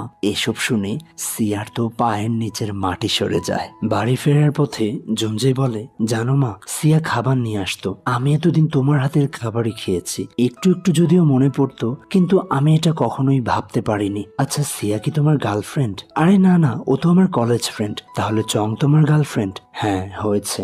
আর বলতে হবে না, তোমার হাসি বলে দিচ্ছে সে তোমার ভালোবাসা। প্রতিটা বার এই মেয়েটা আমায় বিপদের হাত থেকে বাঁচিয়েছে। তাই বলে জুনজে তোমরা এখনই একসাথে থাকা শুরু করেছো? না মা, ওরকম কিছু না। আসলে চং এর মা বাবা কেউ নেই, ও এখানে কাউকে চেনেও না। মেয়েটা অনেক সরল। তাছাড়া আমি নিচের রুমে আর ও উপরের রুমে থাকে। এবার তারা ভেতরে এসে সবাই একসাথে শিমচং এর বার্থডে সেলিব্রেশন করে। পার্টি শেষে তেইহি ইউনাকে বাড়ি পৌঁছে দিতে যায়। নামদো বলে, আচ্ছা চং, তুমি একটু নর্মাল বন্ধু বানাতে পারো না? এত অদ্ভুত বন্ধুর সাথে তুমি কিভাবে চলো? কেন, কি হয়েছে? ওরা খুব ভালো, আমি ওদের অনেক ভালোবাসি। আর তাছাড়া জুনজের মাও তো আমার বন্ধু। অবশ্যই আমরা অনেক ভালো বন্ধু। তারা একসাথে বসে ড্রিঙ্ক করার সময় নামদো বলে, আচ্ছা আন্টি, আপনি কিছু না মনে করলে একটা কথা জিজ্ঞেস করব? হ্যাঁ অবশ্যই। আপনি কি কাং জিহন নামের কাউকে চেনেন? হ্যাঁ, আমি তাকে চিনি। আর জুনজে, তুমিও তাকে চেনো। এটা তোমার সৎমা সিওহি, ও নিজের নাম পরিবর্তন করে কাং জিহন রেখেছে। এটা শুনে জুনজে অবাক হয়। সিয়া জুনজের বাড়ি আসে, তবে সে কিছুতেই ভিতরে ঢোকার সাহস করতে পারছে না। তেইহি বাড়ি ফিরলে তাকে দেখতে পায়। এবার সিয়া তাকে নিয়ে ড্রিঙ্ক করতে আসে। বলে, আমি সত্যিই জানি না তুমি আমাকে ঠিক কতটা পছন্দ করো, তবে আজ তোমাকে আমি যা বলবো এটা জানার পর তুমিও আমায় ঘৃণা করবে। আজম্মা জুনজের মা, এটা আমি জানতাম। তাহলে এই কথাটা তুমি এতদিন কেন বলনি? কারণ উনি আমাদের বাসার মেড ছিল। কারণে অকারণে আমি তার সাথে অনেক বাজে বিহেভ করেছি। ভেবেছিলাম আগে সবকিছু ঠিকঠাক করে এরপর সবাইকে জানাবো। আসলে জানো তো তেইহি, একতরফা ভালোবাসাগুলো শুধু মানুষকে কষ্টই দেয়। এই বলে সিয়া কাঁদতে শুরু করে। এমন অনুতপ্ততা দেখে তেইহির তার জন্য মায়া হয়। রাতে জুনজি ডিটেকটিভ হংকে কল করে বলে, কাং জি হিয়ন হলো আমার সৎমা। এর মানে তুমি বলতে চাইছো তোমার সৎমাই তোমাকে মারতে চেয়েছিল? কিন্তু এরকমটা সে কেন করবে? হয়তো সম্পত্তির লোভে। What? Please don't try to make me fall জুনজে। তুমি নিজে ঠকবাজ। তোমার আবার কিসের সম্পত্তি আছে? জুনজে তার আসল পরিচয়টা তাকে দেয়। ডিটেকটিভ অবাক হয়ে বলে, সত্যি তুমি মিস্টার হিউয়ের ছেলে? সত্যি তুমি এত বড় লোক? এটা কোনো বড় বিষয় নয়। এবার আপনি আমার সৎ মাকে অ্যারেস্ট করুন। আমরা কারো বিরুদ্ধে যেতে পারি না, তাকে অ্যারেস্ট করতে প্রমাণ লাগবে। হসপিটালে ড্রাইভার নাম এখনো কোমায় আছে। সে অতীতের কিছু ভিশন দেখতে পায়। নাম কিছু ডকুমেন্টস নিয়ে এগুলোকে লুকোনোর চেষ্টা করছিল। এমন সময় তার সামনে নামদো আর চি হিয়ন আসে। চি হিয়ন বলে, মা, আমার বাবা কি এই মা দেওং? আচ্ছা, তোমার সমস্যাটা কি চি হিয়ন? আমরা তোমার জন্য সবকিছু করছি তো। মা, সত্যিই আমার ঘৃণা হচ্ছে। আমি এমন একজন মার্ডারারের ছেলে। আমার বাবা এমন একজন যে একটা কুখ্যাত ক্রিমিনাল। এবার কাং জি হিয়ন তার কাহিনীটা তার ছেলেকে শোনায়। আমার মা দুটো যমজ সন্তান জন্ম দিয়েছিল। জন্মের পরপরই আমাদের অনাথ আশ্রমে পাঠিয়ে দেওয়া হয়। একটা বড়লোক পরিবার থেকে আমার বোনকে দত্তক নেয়। তবে আমায় দত্তক নিয়েছে একটা গরিব পরিবার, যে ঘরে প্রতি রাতে বাবা নেশা করে মাতাল হয়ে এসে আমার উপর আর মায়ের উপর করত অত্যাচার। আর আজ এই জায়গাটাতে আসার জন্য আমায় অনেক কিছু স্যাক্রিফাইস করতে হয়েছে। তাই আমি কখনোই চাইনি আমার ছেলেও আমার মতো কষ্ট করুক। তোমার বাবা হোক মা দেওং, হোক হিউ চেয়ারম্যান, তারা আমাদের উপরে ওঠার একটা সিঁড়ি মাত্র। এদিকে তেইহি সিয়াকে বাড়ি ড্রপ করতে আসে আর বলে, আমি ভেবেছি এখন থেকে তোমায় পছন্দ করা ছেড়ে দেব। শোনো সিয়া, এভাবে মনে দুঃখ পুষে রেখে তুমি জীবনে কখনোই সামনের দিকে এগোতে পারবে না। তাই তোমার উচিত মনের কথাগুলো জুনজেকে বলে দেওয়া। চং জুনজের মাকে নিয়ে তার রুমে শুতে আসলে সে দেখে জুনজে তার জন্য গিফট রেখে গিয়েছে, একটা পিঙ্ক কালারের শুজ আর সেই প্রিয় অক্টোপাসটি।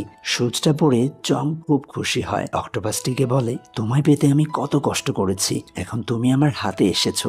গিফটগুলোর জন্য জুনজেকে শুক্রিয়া জানায়। জুনজে বলে, এত রাত হয়েছে, তুমি এখনো জেগে আছো? জুনজে, আজ আমার জন্মদিন, কিন্তু আমি তোমায় ভালোভাবে দেখতেই পারলাম না। দরজা খোলো, আমি নিচেই আছি। সে তাকে মন ভরে দেখে নেয়। মনে মনে বলে, জুনজে, আমার জন্মদিনের দিন তুমি আমায় চুমু খাবে না? এবার তারা পুলের পাশে এসে দুজন দুজনকে জড়িয়ে ধরে অনেক সুন্দর একটা মুহূর্ত কাটায়। পরদিন সকালে জুনজে তার বাবার অফিসে এসে জি হিয়নকে বলে, আমার বাবা কোথায়? আমি তোমাকে আগেই বলেছি বাবা ট্রিপে গেছে। অফিসের স্টাফরা বলাবলি করছে, আরে এটাই তো চেয়ারম্যান হিউয়ের আসল ছেলে। সে ফিরে এসে ডিটেকটিভকে কল করে বলে তার বাবার ট্রাভেল হিস্ট্রি চেক করতে। এবার তারা জানতে পারে মিস্টার হিউ গত 6 মাস যাবৎ দেশের বাইরে যায়নি। জুনজে নামদোকে কল করে বলে, শোনো, আমরা একটা বাড়িতে চুরি করতে যাব। এই চুরির কথাটা শুনে নামদোর তো ভাই প্রাণ ফিরে আসে। কোথায় কোথায় কোথায় চুরি করতে হবে বলো? আমার বাবার বাড়িতে। সমস্ত কথা চং শুনতে পায়। বলে, আমিও তোমাদের সাহায্য করতে চাই। এটা ঠিক হবে না, তোমার কিছু হয়ে গেলে জুনজে আমায় খেয়ে ফেলবে। একটু ভেবে বলে, আচ্ছা চং, তুমি তো জুনজের সৎ ভাই জি হিয়নকে চেনো, তাই না?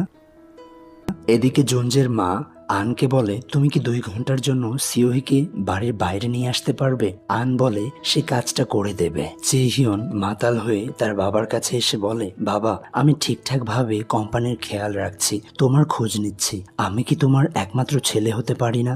জুনজে তো তোমার কোনো খোঁজও নেয় না, তাও কেন তোমার জুনজেকেই চাই? আমি তো শুনেছি সে মানুষদেরকে ঠকিয়ে চলে, লোকেদের টাকা পয়সা লুটপাট করে খায়। জি হিয়ন, তুমি নেশার মধ্যে রয়েছো। অনেক রাত হয়েছে, যাও রুমে গিয়ে শুয়ে পড়ো। পরদিন সকালে তারা সবাই তৈরি হয়। জুনজে চংকে দেখে বলে, তুমি এরকম একটা শর্ট ড্রেস পরে আবার কোথায় যাচ্ছ? যাও চেঞ্জ করে এসো। নামদো বলে, আমাদের দেরি হচ্ছে। তারা চোখে ইশারা কেটে বেরিয়ে পড়ে। চং চি হিয়নের সাথে দেখা করতে আসে আর তারা পোকামাকড় মারার লোক সেজে বাসায় ঢোকে। প্রথমেই তেহি তার হ্যাকিং দক্ষতা কাজে লাগিয়ে ক্যামেরাগুলোকে অফ করে দেয়। নামদো কাজের মহিলাকে বিভিন্ন কথা বলে ব্যস্ত করে ফেলে। জুনজে প্রমাণ খুঁজতে রুমগুলো দেখতে থাকে। সে এক রুম ভর্তি ভায়োলেট কালারের ফুল দেখে কিছু ছবি আর মেডিসিনের স্যাম্পল নিয়ে নেয়। ধীরে ধীরে জুনজে তার বাবার রুমে চলে আসে। হিউ বলে, কে? জি হিয়ন, আপনার চোখ এতটাই খারাপ হয়ে গেছে নিজের ছেলেকেও দেখতে পারছেন না। জুনজে, তুমি এসেছো, আপনি আমার সাথে চলুন। এখন থেকে আমার বাসায় থাকবেন। এই বাসাটা আপনার জন্য নিরাপদ না। আমি আমার বাসা ছেড়ে কোথাও যাব না। আপনি একটা মৃত্যুকূপে পড়ে আছেন, আপনি বুঝতে পারছেন না? বাবা, সত্যি কি আপনার দৃষ্টিশক্তি চলে গেছে, না ইচ্ছে করেই দেখতে চাইছেন না? আপনার দ্বিতীয় স্ত্রীর 2টো বিয়ে হয়েছিল, তার 2জন স্বামীর ওই চোখের দৃষ্টিশক্তি কমে গিয়ে তারা অ্যাক্সিডেন্টে মারা গিয়েছে। গিয়েছে। সে তার বাবাকে জোর করে নিয়ে যেতে চায়। মিস্টার হিউ চিৎকার করে বলে, ছাড়ো আমাকে, জিহিয়ন আমায় সব বলেছে। তুমি একটা প্রতারক, মানুষের সাথে প্রতারণা করে আজ হয়তো কোথাও ফেসে গেছো, তাই আমায় নিতে এসেছো, তাই না?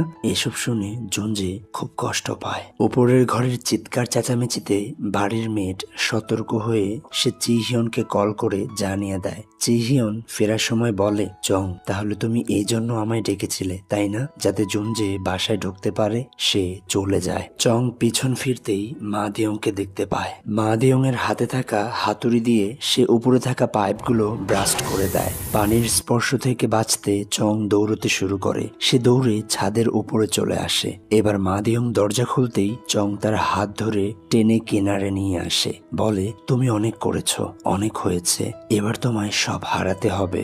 চং মা দিয়ং এর স্মৃতি মুছে দেওয়ার সময় সে এই জন্ম এবং পূর্বজন্মের সমস্ত কিছু দেখতে পায়।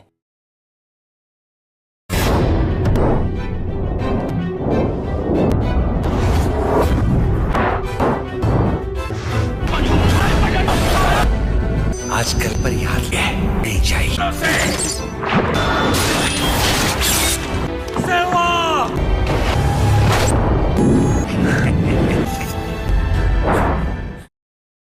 চং দেখতে পায় দামরিয়ং আর জলপরি সেহোয়াকে লোভী মানুষগুলো কিভাবে মেরে ফেলেছিল। এসব দেখে চং এর শরীর শিউরে ওঠে। সে কষ্টে কাঁদতে শুরু করে। বলে, জুনজে আবারও আমায় মিথ্যে বলেছে। তারা একসাথে বুড়ো হয়নি। হুট করেই তার হৃদয়ে ব্যথা শুরু হয়। মা দিয়ং তার স্মৃতি হারিয়েছে। সে পাগলের মতো করছে। চংকে দেখে ভয়ে সে দৌড়ে পালায়। জুনজে শেষবারের মতো তার বাবার জীবনের কথা চিন্তা করে বলে, বাবা, আপনি আমার সাথে চলুন। কিন্তু মিস্টার হিউ এবারও প্রত্যাখ্যান করে। তারা তিনজন বাড়ি ফিরে আসে। দেখা যায় জুনজেকে মানা করে মিস্টার হিউ দুঃখ পাচ্ছে। এদিকে আন সিওহিকে বলে, আমি খুবই দুঃখিত, কারণ আজ এই পার্টিতে যা হতে চলেছে তা হয়তো আপনার ভালো লাগবে না। সিওহি বলে, কেন, কি এমন ঘটবে যে আমার ভালো লাগবে না? আজ আর আমি বলবো না, সরাসরি দেখাবো। জুনজের মা ভেতরে আসে। আন পরিচয় করিয়ে দেয় চেয়ারম্যান হিউ এর প্রাক্তন ওয়াইফ হিসেবে। আর তাকে দেখে সিওহি তো অবাক হয়। আন বলে, তিনি তার ছেলেকে হারিয়ে ফেলেছিল, তবে আল্লাহ তাআলা আবারও তার ছেলেকে তার কাছে ফিরিয়েছে। এটা শুনে সবাই তাকে কংগ্রেচুলেশনস জানায়। জুনজের মা বলে, সিওহি, আমি তোমায় বলেছিলাম আমার ছেলেকে আমি ঠিক খুঁজে নেব। এবার তোমার সাথে তোমার ছেলেকে তোমাদের আসল জায়গাটাতে আমি পৌঁছে দেব। তুমি যে জায়গার কথা বলছো তা তো তোমার ছেলে অনেক বছর আগেই হারিয়ে ফেলেছে। আর হ্যাঁ, আপনাদের জানার সুবিধার্থে বলছি, মিস্টার হিউ তার সমস্ত সম্পত্তি আমার আর তার ছেলে জি হিয়নের নামে করে দিয়েছে। এসব শুনে সবাই হতভম্ব হয়ে যায়। অন্যদিকে চং বাড়ি ফিরে পিছনের দিনগুলো মনে করে, যখন সে প্রথম এই বাড়িতে এসেছিল। আর সে ভাবে, সে যদি এখনো জুনজের সাথে থাকে তাহলে হয়তো জুনজের জীবনে বিপদ নেমে আসবে। ফেরার পথে কাং জি হিয়ন অর্থাৎ সিওহি মা দিয়ংকে কল করে। স্মৃতি হারিয়ে ফেলায় সে তাকে চিনতে পারে না। বলে, কে আপনি? আমি কে? মানে পাগল হয়ে গিয়েছো নাকি? নিশ্চয়ই মেডিসিন নাওনি। আচ্ছা, এবার বলো মেয়েটার কি হলো? মেয়ে? আমার কোনো মেয়ে নেই। জিহিয়ন বাড়ি ফিরে মিস্টার হিউকে জিজ্ঞেস করে, বাবা, কেউ কি এসেছিল? তবে হিউ মিথ্যে বলে, না তো। সিসিটিভিতে কিছু খুঁজে না পেয়ে সে সেন্টারে কল করলে তারা জানায় 2 ঘন্টা যাবৎ সিস্টেম বন্ধ আছে। এসবে জিহিয়ন প্রচুর রেগে যায়। এদিকে ডিটেকটিভ হং তার পার্টনারকে নিয়ে জোনজের বাড়ি এসেছে। তেহি তাকে একটা প্যান ড্রাইভ দিয়ে বলে, এই ফাইলে লেখা আছে মিস্টার হিউ তার সমস্ত সম্পত্তি জিহিয়ন আর কাং জিহিয়ন ওরফে সিওহি তার নামে করে দিয়েছে। এর মানে এখন থেকে সমস্ত সম্পত্তির মালিক জিহিয়ন। আমার মনে হয় বাবা এটা না দেখেই সাইন করেছে, কারণ আমি যখন তার ঘরে গিয়েছিলাম সে আমায় দেখেও চিনতে পারছিল না। কিন্তু আমাদের কাছে তো এরকম কোনো প্রমাণ নেই। জোনজে সেই মেডিসিন আর ফুলগুলোর ছবি দেখায়। ছবিটা দেখতেই নামদো বলে, আরে এটা তো স্টেপ মাদার্স পয়জন। বলা হয়ে থাকে রোমান সাম্রাজ্যের এক রানী তার সৎ ছেলেকে মারার জন্য এই পয়জন ব্যবহার করেছিল। এই ফুলের রস যদি কিছুর সাথে মিশিয়ে কাউকে খাওয়ানো হয় তাহলে সে খুব দ্রুত মারা যাবে। সবচেয়ে অবাক করা বিষয় হলো এটা এত সহজে ধরা পড়ে না। এদিকে সিওহি লোকেশন দেখে মা দিয়ং এর সাথে দেখা করতে আসে। বলে, আমি কাং জিহিয়ন বলছি, তোমার কি মনে নেই আমার কথা? এবার মা দিয়ং এই নামটা শুনে কিছু একটা মনে করতে পারে।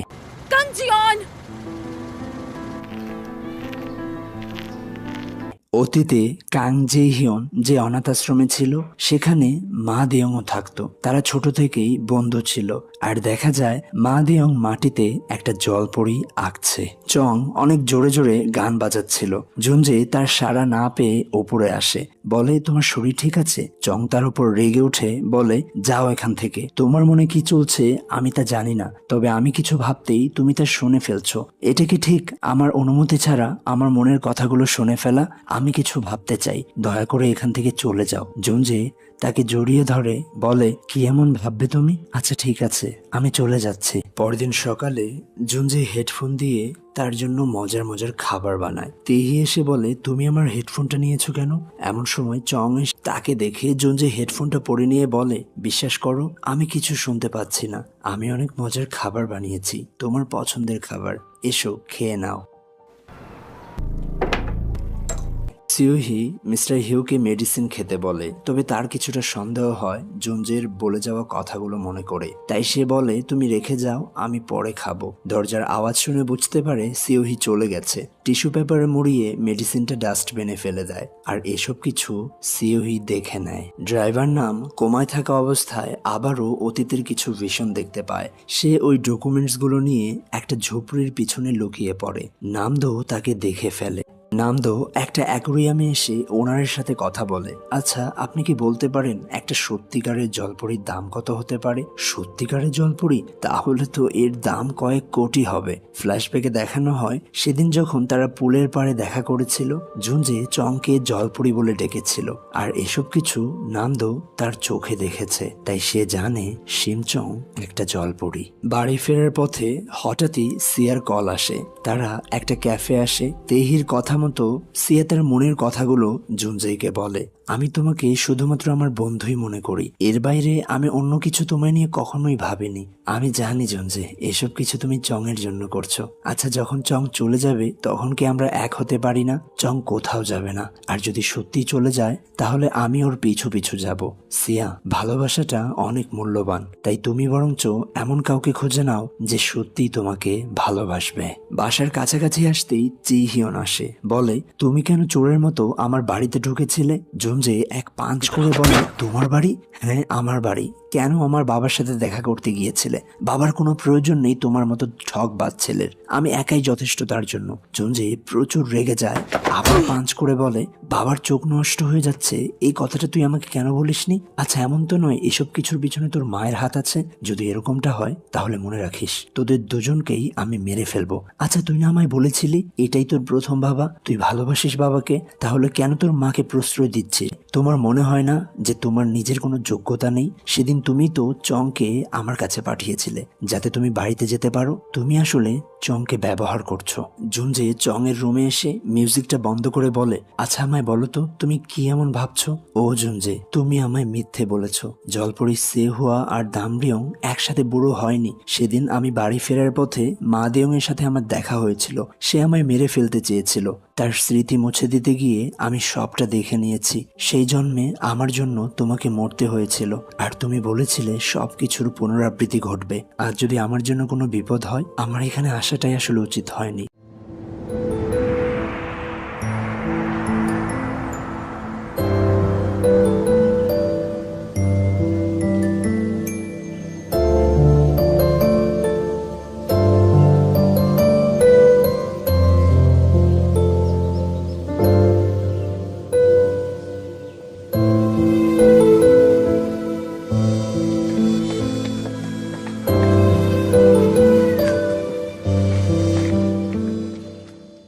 আচ্ছা তুমি কি আফসোস করছো?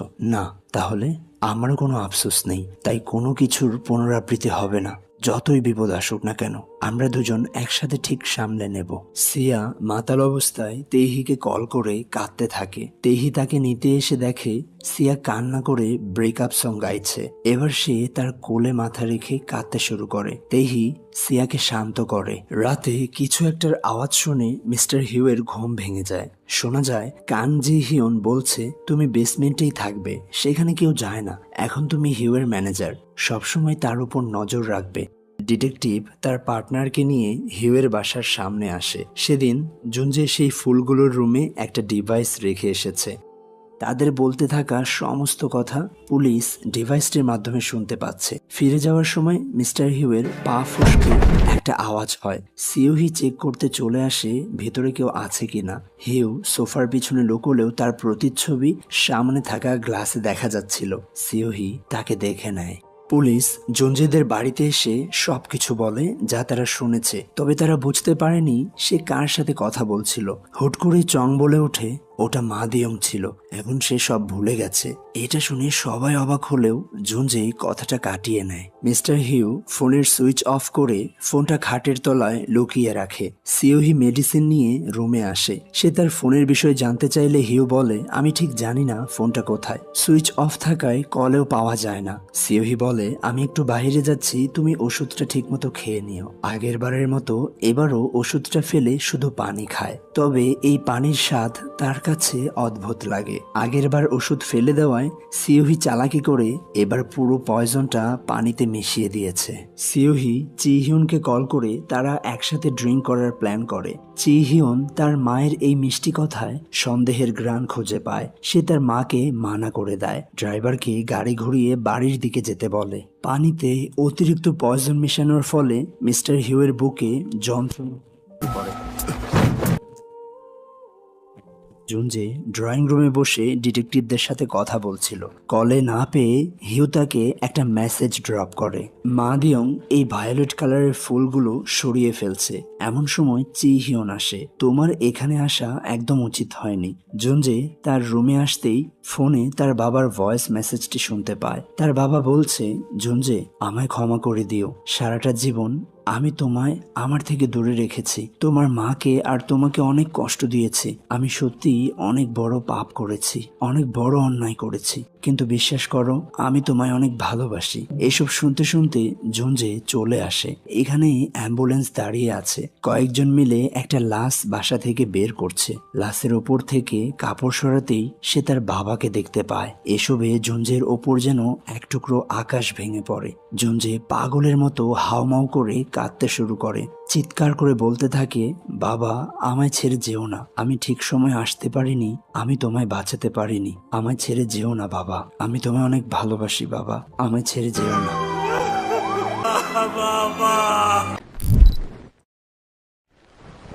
জিহিয়ন তার বাবার রুমে আসতেই কথার আওয়াজ শুনতে পায়। সে আলতো হাতে দরজা খোলে। হিউ বলছে, জুনজে বাবা আমি তোমায় খুব ভালোবাসি, আমি তোমাদেরকে ছেড়ে অনেক বড় ভুল করেছি। এসব শুনে জিহিয়ন খুব কষ্ট পায়। হঠাৎই কথা বন্ধ হয়ে যায়। কাছে এসে দেখতে পায় তার বাবার শ্বাস প্রশ্বাস বন্ধ হয়ে গেছে। সে ভয়ে আতকে ওঠে। গ্লাসের রসালো পানি দেখে বুঝে যায় এটা নিশ্চয়ই তার মায়ের কাজ। তাই সে দ্রুত গ্লাসটাকে ওয়াশ করে রেখে দেয়, যাতে পুলিশ কোনোভাবে এটা শনাক্ত করতে না পারে। অ্যাম্বুলেন্সকে কল করলে পুরো টিম সহ পুলিশ এখানে আসে। জিহিয়নকে বলে, আপনার মা কোথায়? কিছুক্ষণ আগেই মা বাইরে গিয়েছে, এখন কল করে তাকে এসব বললে শরীর খারাপ করবে, সে স্ট্রোকও করতে পারে।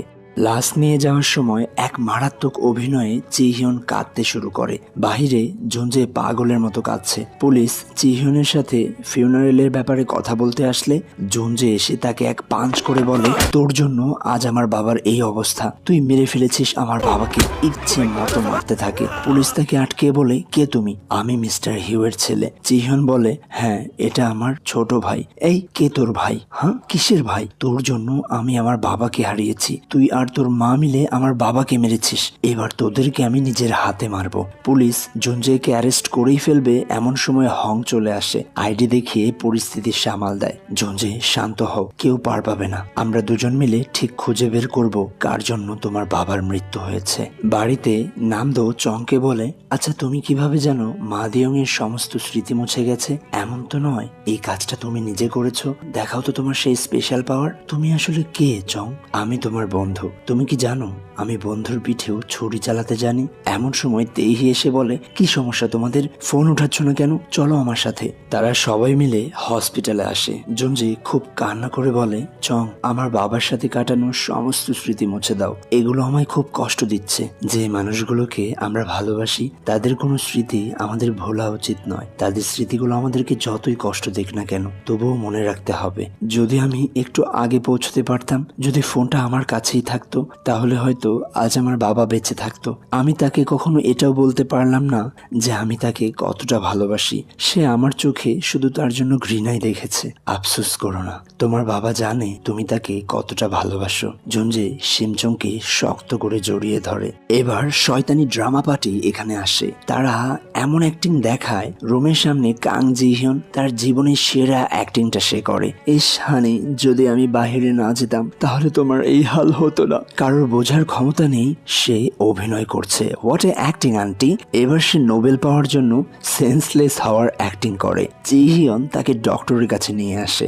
ডিটেকটিভ হং বলে, কি সাংঘাতিক মহিলা রে বাবা, আমার নিজেরই তো তাকে দেখে ঘৃণা লাগছে। নামদো বলে, এর তো অ্যাক্ট্রেস হওয়া উচিত ছিল, এখানে কি করছে? হসপিটালের বেডে বসে শয়তানি মহিলা উকিলকে কল করে বলে, আমি কিছুক্ষণের মধ্যেই মিস্টার হিউয়ের ডেথ সার্টিফিকেট পাঠাচ্ছি। সমস্ত সম্পত্তি দ্রুত আমার আর জিহিয়নের নামে ট্রান্সফার করো। উকিল তাকে জানায় এসব করতে না হলেও 1 সপ্তাহ সময় লাগবে। এমন সময় তার ছেলে এসে বলে, আমি জানি তুমি এসব কিছু করেছো মা, আমায় সত্যিটা বলো।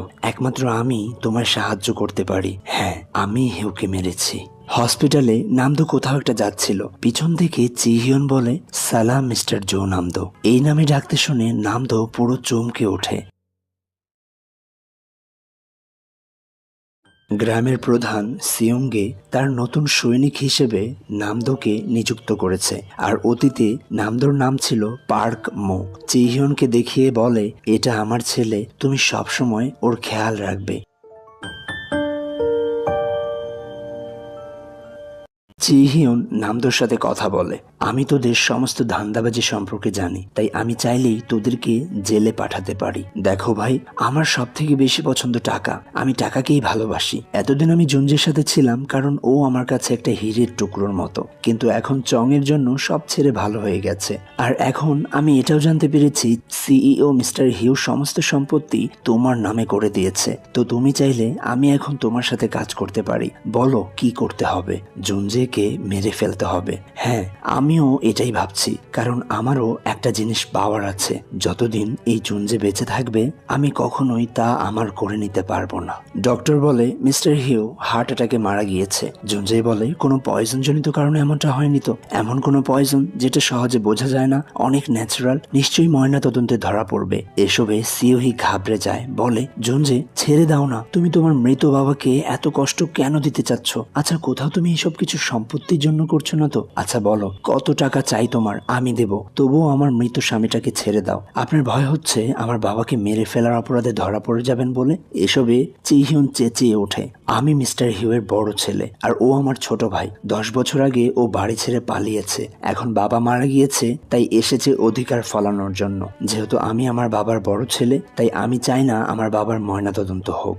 এবার ফিউনারেল শুরু হয়। আজম্মা, আন সবাই আসে। সিওহি বলে, তোমার সাহস হয় কি করে এখানে আসার? আমি আমার হাজবেন্ডের ফিউনারেলে এসেছি, তোমাকে কৈফিয়ত দিতে নয়। জুনজের মা প্রচুর কান্না করে, সে শোক প্রকাশ করে। ওয়াশরুমে আসলে পিছন পিছন সিওহি আসে। যেমন মা ঠিক তেমনি তার ছেলে। 10 বছর যাবৎ যেই ছেলে তার বাবার কোনো খোঁজ নেয়নি, আজ সে এমন প্রিটেন্ড করছে যেন সে দুনিয়ার সব থেকে ভালো ছেলে। তোমরা এমন হট্টগোল না করে যদি চুপচাপ থাকতে, তাহলে অন্তত দয়া করে কিছু ভিক্ষা দিতাম, কিন্তু এবার 1 পয়সাও পাবে না। আজম্মা এক চর মেরে বলে, তুই আমায় ভিক্ষা দিবি? নিজেই তো ফকির সেজে আমার বাসায় এসেছিলি ভিক্ষা করতে, আর এখন মালিকের মতো আচরণ করছিস? তোর মতো নির্লজ্জ বেহায়া আমি জীবনে দুটো দেখিনি। এসবে সিওহি রেগে এক চর বসায়। চং তার হাতটা ধরে নেয়, এই মেয়ে, তুমি কে আমাদের মাঝখানে আসার? চং তাকে সাইডে নিয়ে এসে তার সমস্ত স্মৃতি দেখে ফেলে, কিভাবে সে মেডিসিন বদলে পয়জন খাইয়েছে, আর সেই ফুলগুলোর সাথে স্টেপ মাদার্স পয়জনের সমস্ত ইনগ্রিডিয়েন্টস বাসার বেসমেন্টে লুকিয়ে রেখেছে। তবে সিওহি কিছুই বুঝতে পারে না তার সাথে কি হলো। চং জুনজেকে সব কিছু বলে দেয়, আর তার কথা মতো তারা বেরিয়ে পড়ে। এবার তারা সেই সমস্ত প্রমাণ খুঁজে পায়। ডিটেকটিভ হং সিওহি অর্থাৎ কাং জিহিয়নকে অ্যারেস্ট করে। কাং জিহিয়ন সেই অতীতের মতো চিৎকার করতে থাকে, সিয়ার সাথে তেহির দেখা হয়। সিয়া বলে, আমি সত্যিই বুঝতে পারছি না সব খারাপ কেন জঞ্জের সাথেই হচ্ছে। 2 দিন আগে ওর মাকে ফিরে পেল, আজ আবার বাবা মরে গেল। সিয়া দুঃখ প্রকাশ করে। তেহি বলে, আজ তো তুমি তোমার গাড়ি নিয়ে আসোনি, চলো তোমায় বাড়ি পৌঁছে দেই। তারা একটা লোকাল বাসে ওঠে। মেয়েরা জোরে জোরে কথা বলায় সিয়া বিরক্তি ফিল করছে। তেহি বুঝতে পেরে তার হেডফোনটা তার কানে লাগিয়ে দেয়, আর সে তার কাঁধে মাথা রেখে ঘুমিয়ে যায়। ও নিজেও জানে না ও কার কাঁধে মাথা রেখে ঘুমাচ্ছে। ওর 7 কপালের ভাগ্য ও আমার মতো একজনকে পেয়েছে। একটু পর বলে, তেহি তো মেয়েদের থেকেও অনেক বেশি সুন্দর, ও কি সেটা জানে? বাড়ি ফিরে জুনজেকে সবকিছু বলে দেয়। জুনজে, আমি যখন মা দিয়ং এর স্মৃতি মুছে দিয়েছিলাম তখন আমি সবকিছু দেখেছি। আমাদেরকে মা দিয়ং মারেনি, তাহলে কে মেরেছিল? সিওহি তার উকিলের সাথে কথা বলে। উকিল বলে, যেহেতু এটা প্রমাণ মেলেনি, তারা হিউয়ের ডেড বডিতে কিছু খুঁজে পায়নি, তাই তারা চাইলেও আপনাকে 48 ঘন্টার উপর আটকে রাখতে পারবে না। আপনি শুধু আপনার মুখটা বন্ধ রাখবেন। জিজ্ঞাসাবাদের সময় সিওহি, আমার কিছু ভালো লাগছে না, মাথা ব্যথা করছে, এসব করে 48 ঘন্টা পার করে দেয়। পরদিন সকালে পুলিশ তাকে ছেড়ে দেয়। সে তার মাকে নিয়ে গাড়ি করে চলে যায়। জুনজে পার্কিং লটে তার গাড়ির কাছে আসতেই পিছন থেকে নামদো তার মাথায় আঘাত করে সেন্সলেস করে ফেলে। সিসিটিভিতে তেহি এসব দেখে অবাক হয়ে যায়। চংকে বলে, আর তারাও নামদোর গাড়ির পিছু করে। নামদো জুনজেকে নিয়ে একটা পুরনো ফ্যাক্টরিতে আসে। এখানে আসতেই জুনজে তাদের সবাইকে একত্রে দেখতে পায়। ভাই, তুই কি করছিস? তুই এই নিকৃষ্ট লোকগুলোর জন্য নিজের বন্ধুকে ধোকা দিচ্ছিস? এই কি বললি তুই? কে বন্ধু? তুই সেই বন্ধুর কথা বলছিস যে সামান্য একটা মেয়েকে পেয়ে নিজের বন্ধুকেই ভুলে গেছে? সে আজ আর আমার সাথে কাজ করতে চাচ্ছে না। সত্যি তো এটা তুই নিজে আমাকে ধোকা দিয়েছিস। আহ জান, আমারও তো ব্যাট চালাতে হবে না, আমার টাকা চাই, শুধু টাকা। এই দেখ, এটা তোর সুইসাইড নোট। এতে লেখা আছে, আমার বাবার মৃত্যু সহ্য করতে না পেরে আমি নিজে আত্মহত্যা করেছি। এই বলে নামদো জঞ্জের শরীরে একটা ইনজেকশন পুশ করে। এটা হচ্ছে স্টেপ মাদার পয়জন, যে বিষে তোর বাবা মারা গেছে। আগামী 30 মিনিটের মধ্যে তুইও মরবি। জিহিয়ন বলে, এই নোটে আরো লেখা আছে, যেহেতু আমার বাবা সমস্ত সম্পত্তি জিহিয়ন নামে করে দিয়েছে, তাই আমি আমার বাবাকে মেরে ফেলেছি আর সমস্ত ইনগ্রিডিয়েন্টস বাসার বেসমেন্টে লুকিয়ে রেখেছি। গল্পটা সুন্দর না? একদম। এবার পুরো কোরিয়া এটাকে বিশ্বাস করবে। তুমি নামদোকে নিয়ে বাহিরে যাও। জুনজির সাথে আমার কিছু বিশেষ কথা আছে। তুমি কি ভেবেছিলে জুনজি, আমাকে অ্যারেস্ট করিয়ে তুমি বেঁচে যাবে? তোর বাবাকে তো মেরেছি, পুলিশ কিছুই করতে পারলো না, এবার তোকে মারবো। আচ্ছা, তুমি কেন আমার বাবাকে মেরেছো?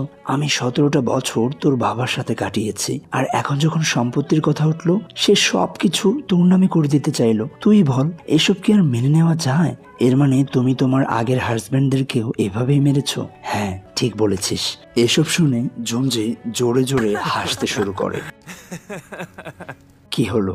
মৃত্যুকে এতটা সামনে থেকে দেখে তোর হাসি পাচ্ছে? কার মৃত্যু? লুকিয়ে থাকা পুলিশের ফোর্স বেরিয়ে আসে। তোমার বলা প্রতিটা কথা মাইক্রোফোনে রেকর্ড হয়েছে। চাইলেও তোমায় আর কেউ বাঁচাতে পারবে না। ফ্ল্যাশব্যাকে দেখানো হয়, সেদিন নামদো চিহিয়নের সাথে কথা বলে ভেতরে আসতেই জুনজে আর হংকে দেখতে পায়। তাদের কাছে এসে সে বলে, চিহিয়নের পক্ষ থেকে তোমাকে মেরে ফেলার অফার এসেছে। এবার তারা 3 জন মিলে প্ল্যান করে তাদের জালে তাদেরকেই ফাঁসিয়ে দেয়। সেই আঘাত করা থেকে শুরু করে সবকিছুই ছিল অভিনয়। এবার তারা বাহিরে আসতেই চিহিয়ন বুঝতে পারে নামদো তাকে ধোকা দিয়েছে। এতে সে ভীষণ রেগে যায়। তার মাকে পুলিশ অ্যারেস্ট করে নিয়ে যাচ্ছে। সে কৌশলে পুলিশের বন্দুকটা নিয়ে জুনজের দিকে তাক করে। এমন সময় চং মনে মনে বলে, চিহিয়ন। সেটা চিহিয়ন ছিল জুনজে।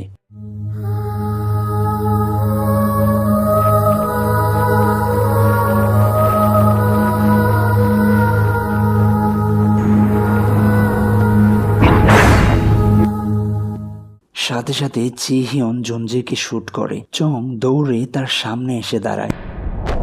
বুলেটটা এসে চংয়ের শরীরে লাগে।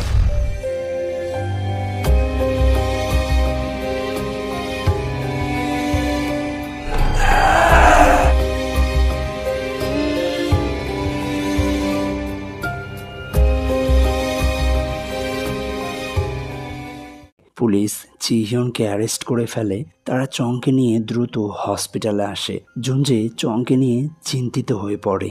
সাউথ কোরিয়ার সব থেকে ধনী পরিবারে এসব কিছু ঘটতে চলেছে। পুরো শহরের মানুষ মিডিয়ার মাধ্যমে এসব কিছু জানতে পারে। টিভিতে আনদের ফ্যামিলি এসব দেখে চংয়ের জন্য চিন্তিত হয়ে পড়ে। এই নিউজগুলো মা দিয়ংও দেখতে পায়। চিহিয়ন এক বাহানা করে ওয়াশরুমে আসে। স্টেপ মাদার পয়জনের একটা শিশি সে নিজের কাছেও রেখে দিয়েছে। সে ভাবতে থাকে তার পুরো জীবনটাই শেষ হয়ে গেল। এসব ভেবে শিশিতে থাকা পুরোটা পয়জন সে খেয়ে ফেলে। তাকে জিজ্ঞাসাবাদের জন্য নিয়ে আসা হলে হুট করেই বুকে যন্ত্রণা হতে শুরু করে। পাশের রুমে তার মাকেও জিজ্ঞাসাবাদ করা হচ্ছিল। হংয়ের পার্টনার এসে বিষয়টা তাকে বলে। এসবে সিওহি দিশেহারা হয়ে পড়ে। চিহিয়নের কাছে আসলে সে শুনতে পায় বলছে, এই পৃথিবীতে তোমার সন্তান হয়ে জন্মানোটাই ছিল আমার সব থেকে বড় অভিশাপ। চিহিয়ন মারা যায়।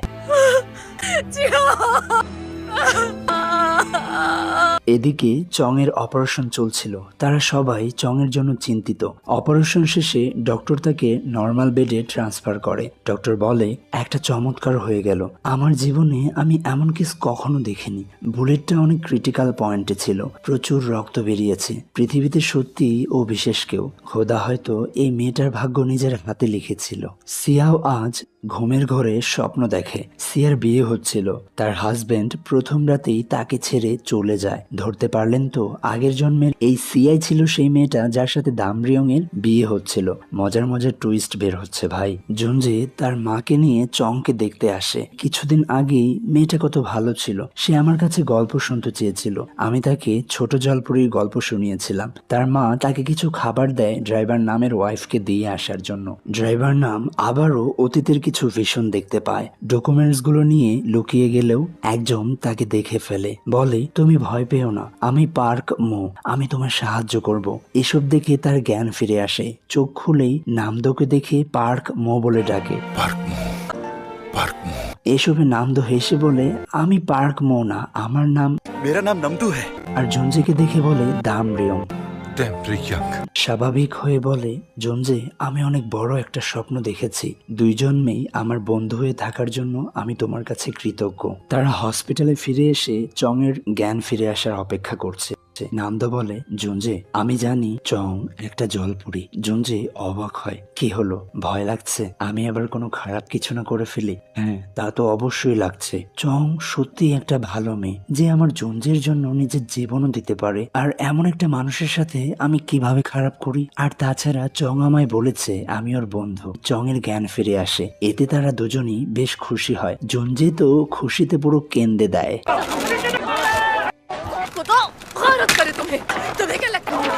छोड़ूंगी नहीं मैं तुम्हें, बर्बाद कर दूंगी, याद रखना। এদিকে মা দিয়ং কিছুই মনে করতে পারছে না। সে তার ফোন চেক করতেই সাইকিয়াট্রিস্টের নাম্বার পায়। তার সাথে কথা বলে সে দেখা করতে চায় আর এই খবরটা ডক্টর জুনজেকে বলে দেয়। মা দিয়ং বলে, আমার কিছুই মনে নেই, আমার খুবই অস্বস্তি লাগছে, মনে হচ্ছে আমি যেন কোনো একটা সাজা ভোগ করছি। ডক্টর তাকে হিপনোটাইজ করে। এবার সে অতীতের সবটা দেখতে পায়।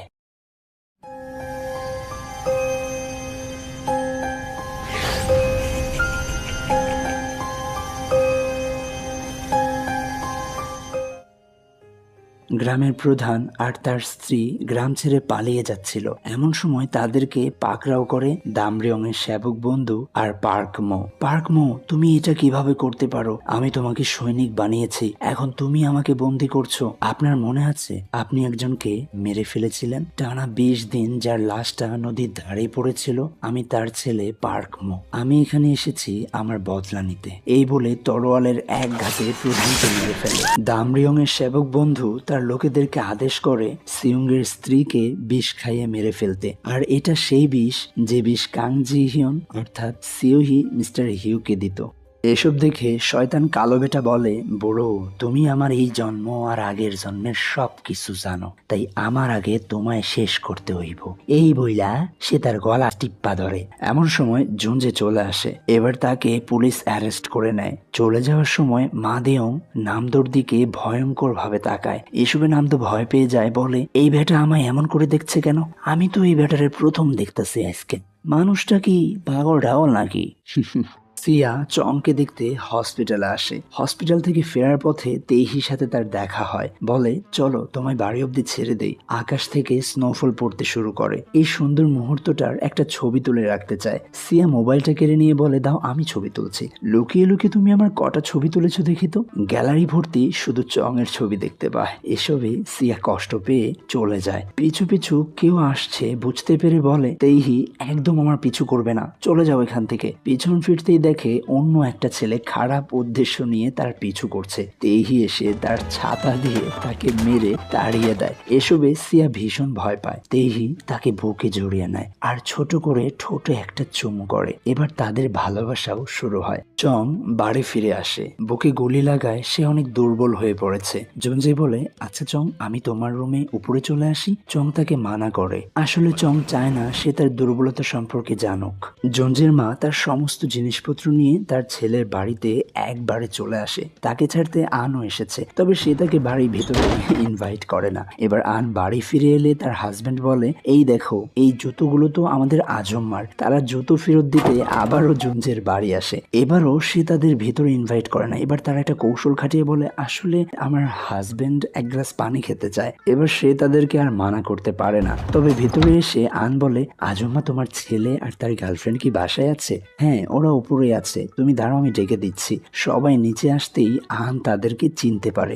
জঞ্জে তো ভয় পেয়ে যায়। তার মায়ের সামনেই না এবার সবকিছু খোলাসা হয়ে যায়। চং বলে আপনাদের সাথে আমার একটু কথা আছে, ভেতরে আসুন। চং তাদের স্মৃতি মুছে দেয়, যার ফলে পূর্বের সিইও ক্যারেক্টারগুলোর ঘটনা তাদের আর মনে থাকে না। আর জঞ্জের মাও কিছুই জানতে পারে না। এসব নিয়ে অনেক মজা করে। নামদো বলে কি সাংঘাতিক চং, তোমার যেমন বুদ্ধি তেমনই বিশেষত্ব। এবার আমি বুঝতে পেরেছি তুমি আসলে আমাদের স্মৃতি মুছে দিয়েছিলে। এই জন্যই তো আমি সেই সুইমিং পুলের কথা, তোমায় জলপরি হতে দেখেছিলাম, সেসব কিছু জঞ্জে স্পেনের কথা কোনো কিছুই আমরা মনে করতে পারিনি। আচ্ছা একটা কাজ করি, চলো আমরা বিজনেস স্টার্ট করি। আমি বিজনেস করলে ব্যস্ত হয়ে পড়বো, জঞ্জেকে সময় দিতে পারবো না। এসব শুনে জঞ্জের মনে তো লাড্ডু ফোটে। চং একটা কথা বলি শোনো, তোমার সাথে যদি জঞ্জের কখনো সত্যি সত্যি ব্রেকআপ হয়ে যায় তাহলে তুমি আমাকে ভুলে যেও না, কেমন? দেখো আমি কিন্তু তোমায় ভীষণ পছন্দ করি। এই বলে সে তাকে জড়িয়েই ধরবে। জঞ্জে জেলাস হয়ে বলে খবরদার নামদো, চং এর কাছে আসার চেষ্টাও করো না। হাসাহাসির মাঝেই হুট করেই চং এর বুকে ব্যথা শুরু হয়। দুজনেই অবাক হয়। কি হয়েছে, তোমার ব্যথা করছে? না আমি ঠিক আছি। তবে জঞ্জে বুঝতে পারে চং তার থেকে কিছু একটা লুকোচ্ছে। পরদিন সকালে চং বলে কি ব্যাপার, বাড়ি এরকম ফাঁকা কেন? সবাই কোথায়? কেউ বাড়িতে নেই। আজ শুধু আমি আর তুমি এই বাড়িতে থাকবো। আমি সবাইকে বাইরে পাঠিয়েছি। আজকে আমরা একসাথে সময় কাটাবো। রাতে সুন্দর করে তৈরি হবে। রাতে তারা দুজন একসাথে ডিনার করে। জঞ্জে বলে আমি জানি চং তোমার বুকে ব্যথা হচ্ছে, তুমি আর আগের মতো নেই। আর এসব কিছু আমার জন্যই হয়েছে। যদি তোমার এত বড় একটা আঘাত না লাগতো, এসবের জন্য আমিই দায়ী। চং বিশ্বাস করো আমি তোমায় অনেক ভালোবাসি। তাই তুমি চাইলে সমুদ্রে চলে যেতে পারো, আমি তোমায় আটকাবো না। আর আমার ভালোবাসাও কখনো হারিয়ে যাবে না। তুমি আমার উপর আস্থা রাখতে পারো। আমি তোমার জন্য সারা জীবন অপেক্ষা করতে পারবো। যদি আমি কোনোদিন না ফিরি তাহলে আমি পরের জন্মেও তোমার জন্য অপেক্ষা করব। তুমি কেন আমার জন্য নিজেকে কষ্ট দেবে? কারণ আমি তোমায় ভালোবাসি চং। তবে তোমার কাছে আমার একটা অনুরোধ, যাওয়ার আগে দয়া করে আমার স্মৃতিগুলো মুছে দিও না, যাতে অন্তত আমি এটা মনে রাখতে পারি আমি কে আর আমি কেন বেঁচে আছি। জঞ্জে আমার সিদ্ধান্ত চূড়ান্ত। শিমচং জঞ্জের ঠোঁটে চুমু করে।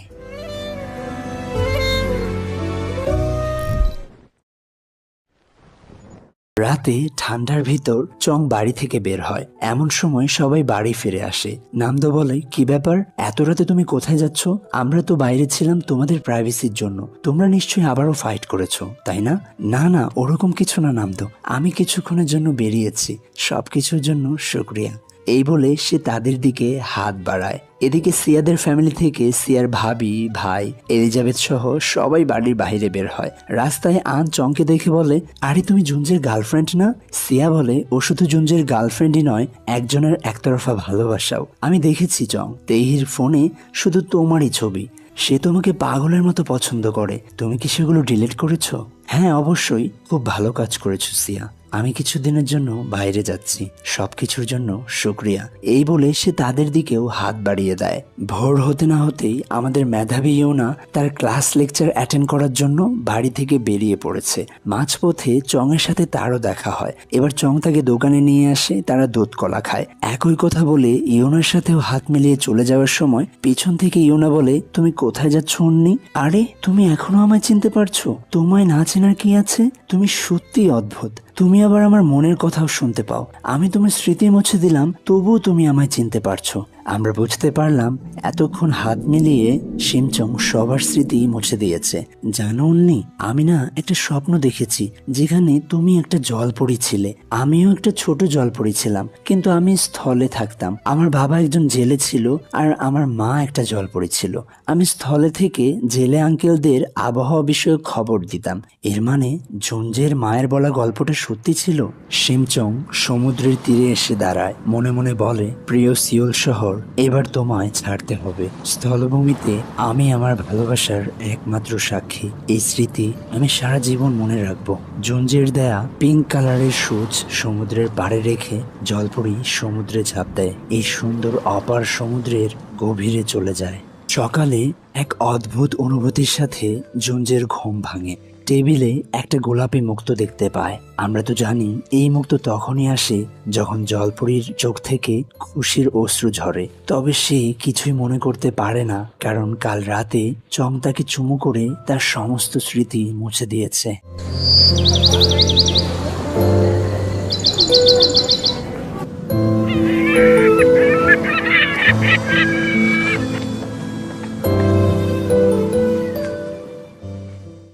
জুনজে তার বন্ধুদেরকে নিয়ে তার মায়ের সাথে এই বাড়িতেই থাকে। এই সকালের নাস্তা করার সময় নামদো বলে, একটা জিনিস খুব অদ্ভুত লাগে জানো তো, এই যে চেয়ারটা দেখছো না, এই চেয়ারটা হয়তো কোনো বিশেষ মানুষের জন্য রাখা। আমরা সব সময় এই চেয়ারটা ফাঁকা রেখেই বসি। জুনজে একদম ফর্মাল ভাবে একটা প্রসিকিউটর অফিসে আসে। এই 3 বছরে সে ল কমপ্লিট করেছে, ইন্টার্নশিপ করতে এসেছে। তার স্যার বলে, জুনজে তুমি লাঞ্চ করে এসো। এক এক করে কেন? আমরা চাইলে একসাথেই তো যেতে পারি। তাহলে শোনো, 3 বছর আগে আমরা সবাই একসাথে খাবার খেতে গিয়েছিলাম। 3 জন লোক লিফট সার্ভিসিং করার বাহানায় অফিসে ঢুকে আমার চেয়ারে বসে একজন প্রসিকিউটর সেজে আমার এক ক্লায়েন্টকেই ধোকা দিয়েছে। এরপর থেকেই আমরা আর কখনো একসাথে খাবার খেতে যাই না। তার মনে পড়ে তারা 3 ভদ্রলোক মিলেই এই সুন্দর কাজটা করেছিল। কিভাবে সম্ভব? এত বাজে মানুষও এই শহরে আছে। চিন্তা করবেন না, আমি প্রসিকিউটর হয়ে দেখবেন তাদের ঠিক খুঁজে বের করব। অফিস ছুটি হতেই জুনজে দেখে তার বন্ধু ডিটেকটিভ হং দেখা করতে এসেছে। তারা দুজন মিলে খাবার খেতে চলে আসে। এত বছর পর তুমি আমার সাথে দেখা করতে এলে, এখন তোমার আমার কথা মনে পড়েছে? সত্যি? আরে বাবা, বুঝতে হবে আমি পুলিশ মানুষ, আমি তো ওর চোরের সাথে কাঁধ মিলিয়ে চলতে পারি না। চোর? কে চোর? আমি এখন ভালো হয়ে গেছি।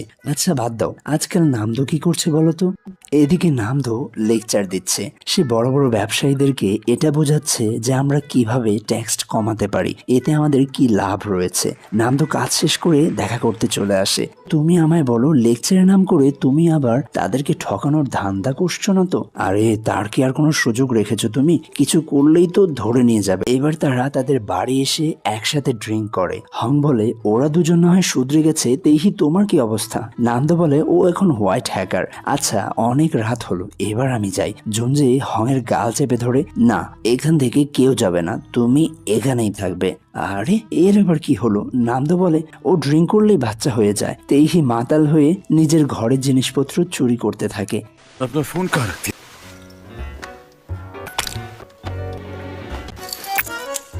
এই ছেলেটার চুরির অভ্যাসটা আর গেল না।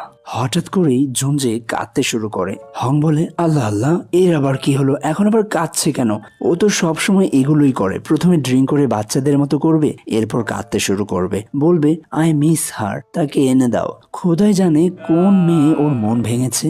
ওর যে কি হয়েছে জানি না। প্রতিদিন সূর্য ওঠা দেখতে সমুদ্রের কাছে যাবে, সন্ধ্যায় আবার সূর্য ডোবা দেখতে। নিজেকে একটা ঘরে বন্দি করে ফেলবে, কান্নাকাটি করে, অদ্ভুত আচরণ করে, আল্লাহ ভালো জানে। এদিকে সমুদ্রের গভীরে জলপরি তার ভালোবাসার মানুষটির কথা ভেবে অঝরে কান্না করছে। সমুদ্রের পাড়ে এক ডেলিভারি ম্যান পার্সেল রেখে যায়। চং সমুদ্র থেকে উঠে এসে ড্রেসগুলো পরে সিওলের বাস দেখে উঠে শহরে চলে আসে।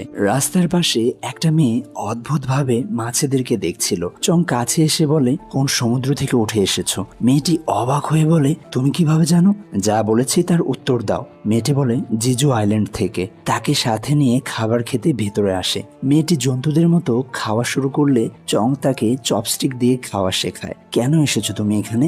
আমি একজনকে ভালোবাসি, তার জন্য এসেছি। সেও কি তোমায় ভালোবাসে? না। তাহলে সমুদ্রে ফিরে যাও, তা না হলে তোমার হৃদয় শক্ত হয়ে তুমি মারা যাবে। চং তাকে সবটা বুঝিয়ে বলে, আচ্ছা তুমি কার জন্য এসেছো? আমিও একটা পাগল ছেলের জন্য এসেছি, সে আমায় পাগলের মতো ভালোবাসে। আচ্ছা সে কি জানে তুমি এসেছো? চং হাঁটতে হাঁটতে জঞ্জের বাড়ি চলে আসে। কলিং বেল প্রেস করতেই নামদো বেরিয়ে আসে। চং এত বছর পর তাকে দেখে কিছুটা থমকে যায়। নামদো বলে, কি চাই আপনার? দুধ লাগবে? নিউজ পেপার লাগবে? আরে আপনি কি কথা বলতে পারেন না নাকি? কি চাই আপনার? চং বলে, জঞ্জে বাড়িতে আছে। ও আচ্ছা আচ্ছা, আমি এবার বুঝতে পেরেছি, তাহলে তুমি সেই মেয়েটা। আচ্ছা শোনো, যদি তোমাদের সমুদ্রের পাড়ে দেখা হয়ে থাকে, যদি তুমি তার প্রেমে পড়ে থাকো, তাহলে তোমায় বলছি তুমি একা নও। জঞ্জে সবার সাথে এরকমটা করে, কোনো লাভ হবে না, তুমি এবার যেতে পারো। জঞ্জের মা এসে বলে, জঞ্জের গেস্ট এসেছে তাই না? এরকম করছো কেন? ওকে ভেতরে আসতে দাও, ও তো জঞ্জের গেস্ট। ভেতরে এসে রুমগুলোকে প্রাণ ভরে দেখতে থাকে। এই ঘরে তার অনেক স্মৃতি রয়েছে। চং দেখে 3 বছরে কিছুই বদলায়নি। টেবিলের নিচ থেকে টিস্যু পেপার বের করে চোখ মুছে। এসবে তারা বেশ অবাক হয়। মেয়েটা কিভাবে জানে এখানে টিস্যু রাখা আছে? আচ্ছা আমি কি আপনাদের ওয়াশরুমটা ব্যবহার করতে পারি? ওয়াশরুমের পথ দেখিয়ে দিতে গেলে সে আগেই ওয়াশরুমে চলে যায়। আন্টি দেখেছেন মেয়েটা এমন বিহেভ করছে যেন কোথায় কি আছে ওর সব জানা। আমরা বাড়ির বাইরে থাকা অবস্থায় জঞ্জে আবার এই মেয়েটাকে নিয়ে বাড়িতে আসেনি তো? জঞ্জেকে কল করে বলে, ভাই বাড়িতে একটা অদ্ভুত মেয়ে এসেছে, সে তোর মতোই পাগলামো করছে। আচ্ছা সত্যি করে একটা কথা বলতো, তুই আবার কোনো ঝামেলা টামেলা করিসনি তো? মেয়েটা তোর মতোই পাগল পাগল, লম্বা চুল, দেখতে খুব সুন্দর। এমন সময় বাড়িতে সিয়া আসে, বলে, নামদো ও কি বাড়িতে আছে? আজ আমি ওকে প্রপোজ করব। কি বলছো তুমি? ছেলেরা মেয়েদেরকে প্রপোজ করে, তুমি প্রপোজ করতে যাবে কেন? আরে কে বলেছে তোমায়? আজকাল মেয়েরাও প্রপোজ করে। এসব শুনে চং বলে, তুমি বিয়ে করতে যাচ্ছ? হ্যাঁ। কাকে? এই ঘরে যে ছেলে থাকে তাকে। এই ঘরে তো 3টা ছেলে থাকে, তুমি কাকে বিয়ে করছো? তুমি কিভাবে জানলে এই ঘরে 3টা ছেলে থাকে? জঞ্জে বলেছে তোমায়? সিয়া বলো আমায়, তুমি কাকে বিয়ে করছো? সিয়া অবাক হয়ে বলে, হায় হায়, তুমি আমার নাম জানলে কি করে? আমি তো তোমাকে চিনি না। তুমি আবার জঞ্জেকে বিয়ে করছো না তো? ও আচ্ছা, এবার বুঝতে পেরেছি। এই মেয়ে শোনো, তুমি জঞ্জেকে পাওয়ার চেষ্টাও করো না, কোনো লাভ হবে না, বুঝলে? তার মনে একটা কাল্পনিক মেয়ে আছে যার সম্পর্কে সে নিজেও কিছু জানে না, আর তোমার তো প্রশ্নই ওঠে না। এমন সময় জঞ্জে চলে আসে। চং তাকে দেখতে পেয়ে ভীষণ খুশি হয়, কিন্তু প্রকাশ করে না। জঞ্জে বলে, কে তুমি? চং মনে মনে বলে, ও জঞ্জে, আমি সেই মেয়ে যাকে তুমি বলেছিলে জীবনের শেষ নিঃশ্বাস অবধি ভালোবেসে যাবে। তুমি কি আমাকে চেনো? এই পৃথিবীতে একমাত্র তুমিই তো আছো যাকে আমি খুব ভালোভাবে চিনি। এই মেয়ে কথা বলছো না কেন? তুমি কি আমায় কিছু বলতে যাচ্ছ?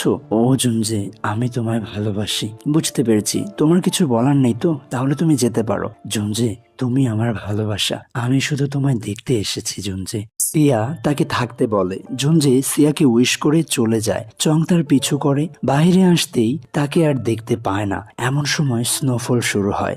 রাস্তার ধারে চং বসে ভাবতে শুরু করে, তুমি আমাকে ছাড়াই ভালো আছো জঞ্জে। আমার এভাবে ফিরে আসাটা উচিত হয়নি। কেউ একজন তার উপর ছাতা ধরে। চোখ মেলতেই বলে, আবারও পালিয়ে যেতে চাও নাকি? চং তার দিকে হাত বাড়িয়ে দেয়। জঞ্জে তার হাতটা ধরে নেয়। তুমি কি ভেবেছিলে এত সহজে আমি তোমায় ভুলে যাব? বাড়িতে কথা বলছিলে না কেন? তুমি কি ভুলে গেছো আমি তোমার মনের কথা শুনতে পাই? তোমার আমাকে কিভাবে মনে আছে? আমার স্মৃতিগুলো মুছতে বারণ করেছিলাম। আমি জানতাম চং তুমি এমনটাই করবে। আমাদের সমস্ত স্মৃতি একটা ডায়েরিতে লিখে রেখেছিলাম। আমার যখনই মনে হতো আমি তোমায় ভুলে যাচ্ছি, ডায়েরিটা খুলে পড়তাম। আমি তো সমুদ্রের পাশে একটা বাড়িও কিনেছি। তুমি জানো চং, আজ বাড়ি ফেরার পথে নামদো যখন তোমার বর্ণনা দিচ্ছিল, আমি তখনই বুঝতে পেরেছিলাম এটা আর কেউ নয়, আমার বোকা জলপরি। আমি দৌড়ে ছুটে এসেছি। চং ভীষণ খুশি হয়।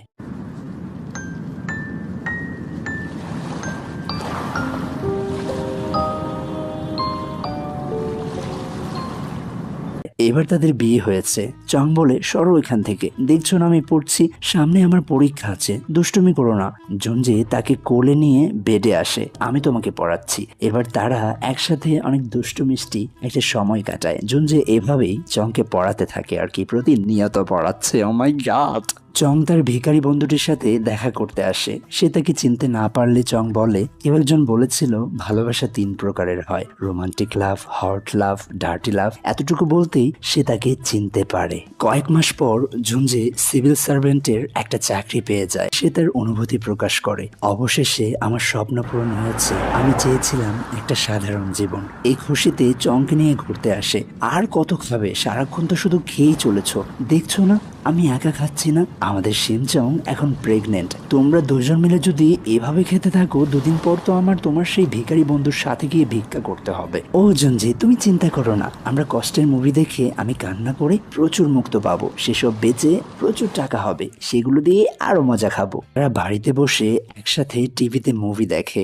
বিকেলে তারা সমুদ্রের পাড়ে এসে বসে। চং মনে মনে বলে, আমি শুধু এটাই চেয়েছিলাম, সমুদ্রের পাশে একটা ছোট্ট ঘরে আমার ভালোবাসার সাথে সারাটা জীবন কাটিয়ে দিতে। জুনজে মনে মনে বলে, আমি জীবনে আমার প্রথম ভালোবাসাকে পেয়েছি, আজকের দিনটা হয়তো চলে যাবে। এই গল্প জানতে একদিন পুরো দুনিয়া ভিড় করবে।